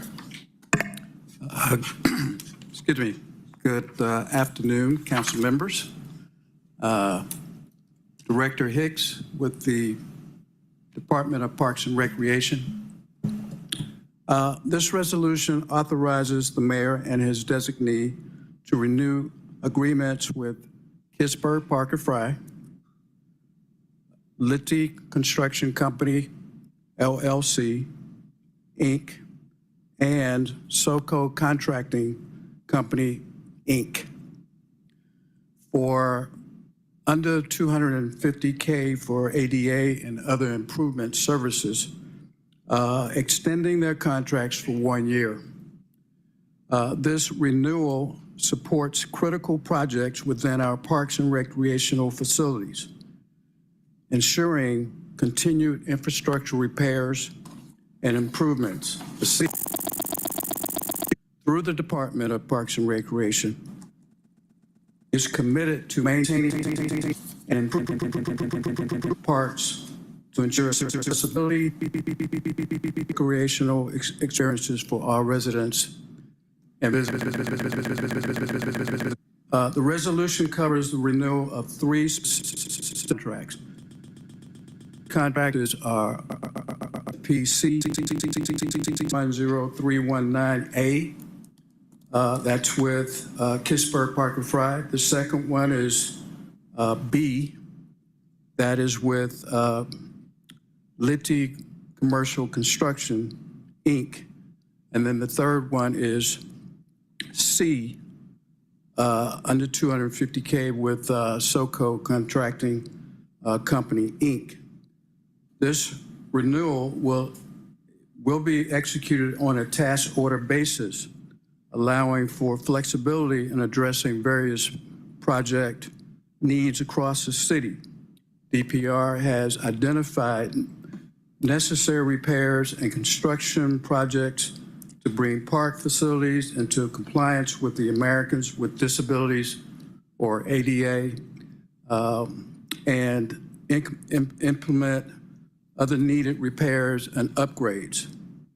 The contractors will provide a range of essential services, including renovations and upgrading to facilities, park facilities, infrastructure improvements for recreational spaces, other necessary maintenance and enhancements to ensure our parks remain functional and welcoming. The total funding for the renewal is set at $12.5 million.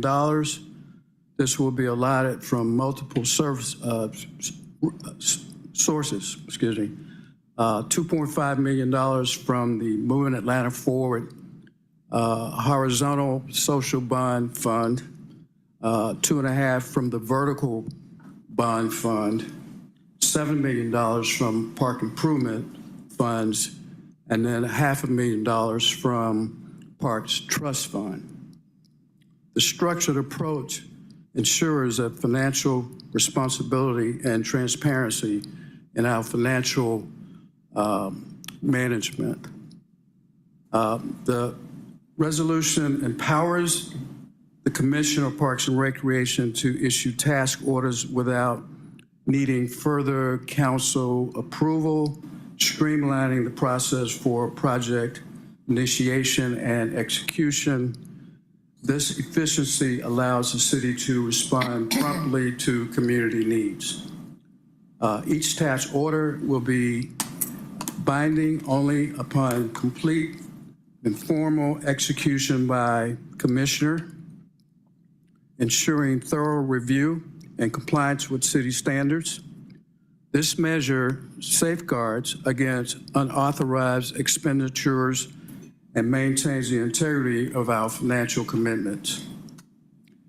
Renewing these contracts will result in enhanced park facilities, improved recreational spaces, and safer environments for residents.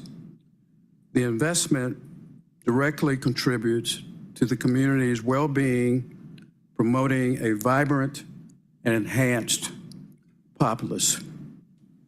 In summary, I'd just like to say that this resolution represents a strategic investment in our city's infrastructure and quality of life. By approving this renewal, we ensure that our parks continue to serve as vital community spaces. I urge your support for this resolution, which is essential for maintaining and improving our public parks and recreational services for all our citizens. Let's move Atlanta forward together. All right, thank you. Councilmember Westmoreland. Thank you, Mr. Chair.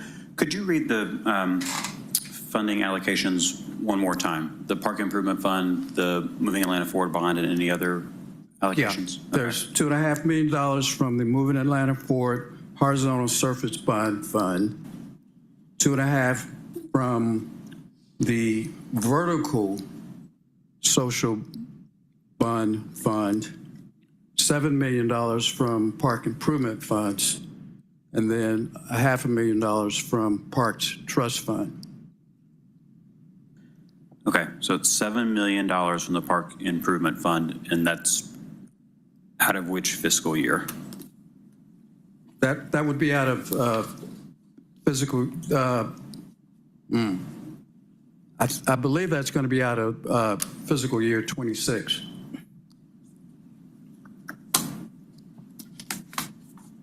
Okay.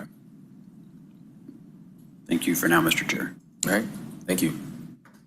Any other questions, comments from colleagues? Sorry.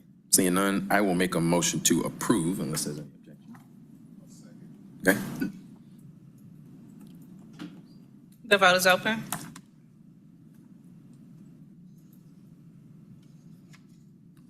The vote is closed. 5 yeas, 0 nays, 1 abstention. This item is favorable. Thank you. That takes us to item number 17, 25R 3652, a resolution by Community Development Human Services Committee authorizing the mayor or his designee on behalf of the City of Atlanta to execute the First Amendment to the Services Agreement between City of Atlanta and the Path Foundation for the purpose of providing support to the Department of Parks and Recreation through coordination of volunteer support, fundraising, project management, maintenance, and other services and programs throughout the City of Atlanta in an amount not to exceed $80,000.00 and for other purposes. Thank you. Director Hicks. Director Hicks again. This resolution authorizes the mayor to execute the First Amendment to the Services Agreement between the City of Atlanta and the Path Foundation. Path is a nonprofit founded in 1991, which its mission is to develop the network of multi-use trails throughout Metro Atlanta. Path has a strong history of trail planning, project management, and securing private funding. The city previously entered into a service agreement with Path in 2021 to support the Department of Parks and Recreation through volunteer coordination, fundraising, maintenance, and program support. This amendment expands the scope of services provided under the current agreement, authorizing an additional $80,000 to support the Department of Parks and Recreation for continued volunteer coordination, project management, and other services. No change to the original intent, just an expansion to continue and deepen the partnership. The amendment is fully funded through Park Improvement Funds, 3501-14016 Park Design, Consulting Professional Services, and Functions 6220000 Park Areas. The amendment continues to build momentum on DPR's initiatives like Trails ATL by leveraging Path's expertise and ability to attract private dollars, and also ensures projects are completed on time and within budget, supporting community enhancements and recreation across Atlanta. Again, let's move Atlanta forward together. All right, any questions, comments? Got a motion to approve by Westmoreland, second by Dozier. If you can please open the vote. The vote is open.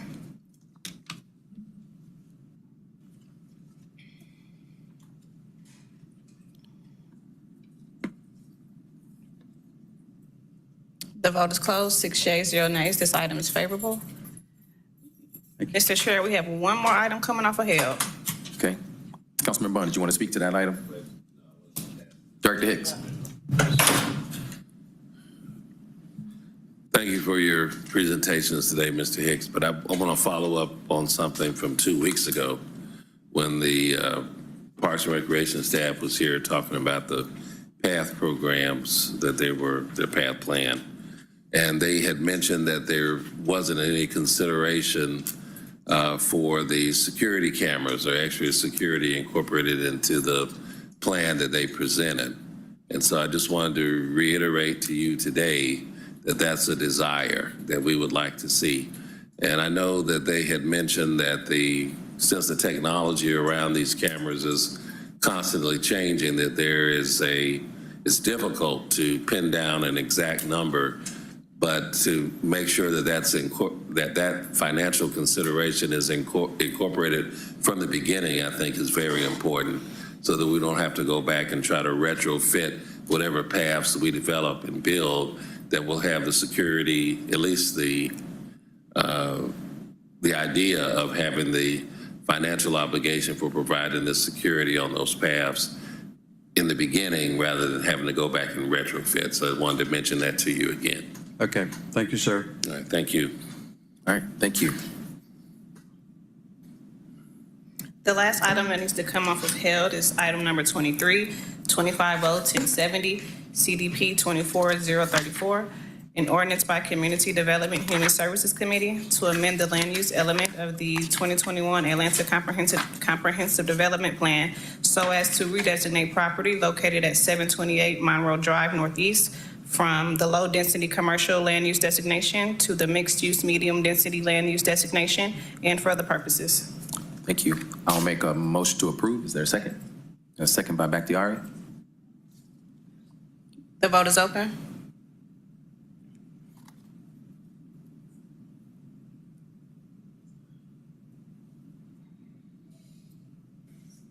The vote is closed. 5 yeas, 0 nays. This item is favorable. That concludes our legislative items. Thank you. Any parting words, comments from colleagues? Councilmember Bond. No, I just wanted to announce that the ATL Fresh and Free drive-through food distribution will be at the Mount Vernon Baptist Church located at the corner of Lyndhurst and Benjamin E. Mays Drive, July the 2nd at 2 p.m. As normal, there's no prerequisite to receive these donation of foodstuffs, so please pass the word along. If you don't need it, chances are you know somebody who does, so please pass the word along, and we'll see you next week. All right. Thank you. Councilmember Bakhtiari. Thank you. First, Councilman Bond, thank you, because my district raved about the Israel Baptist giveaway, so thank you for that. We'll be back. Yeah, I know you will. Thank you. And I would be remiss if I didn't use my platform as a child of refugees and immigrants to encourage people during this time to please, please, please, whatever you do, whatever you can do is educate yourself on your rights. No matter where you're from, what your beliefs are, anything, I think it is imperative that we as electeds utilize our platforms to encourage people to take advantage of their resources. And if anybody needs help understanding when Know Your Rights trainings are happening or where they can learn more, please don't hesitate to reach out to my office. I'm always happy to help. Thank you. All right. Thank you. Councilmember Bond.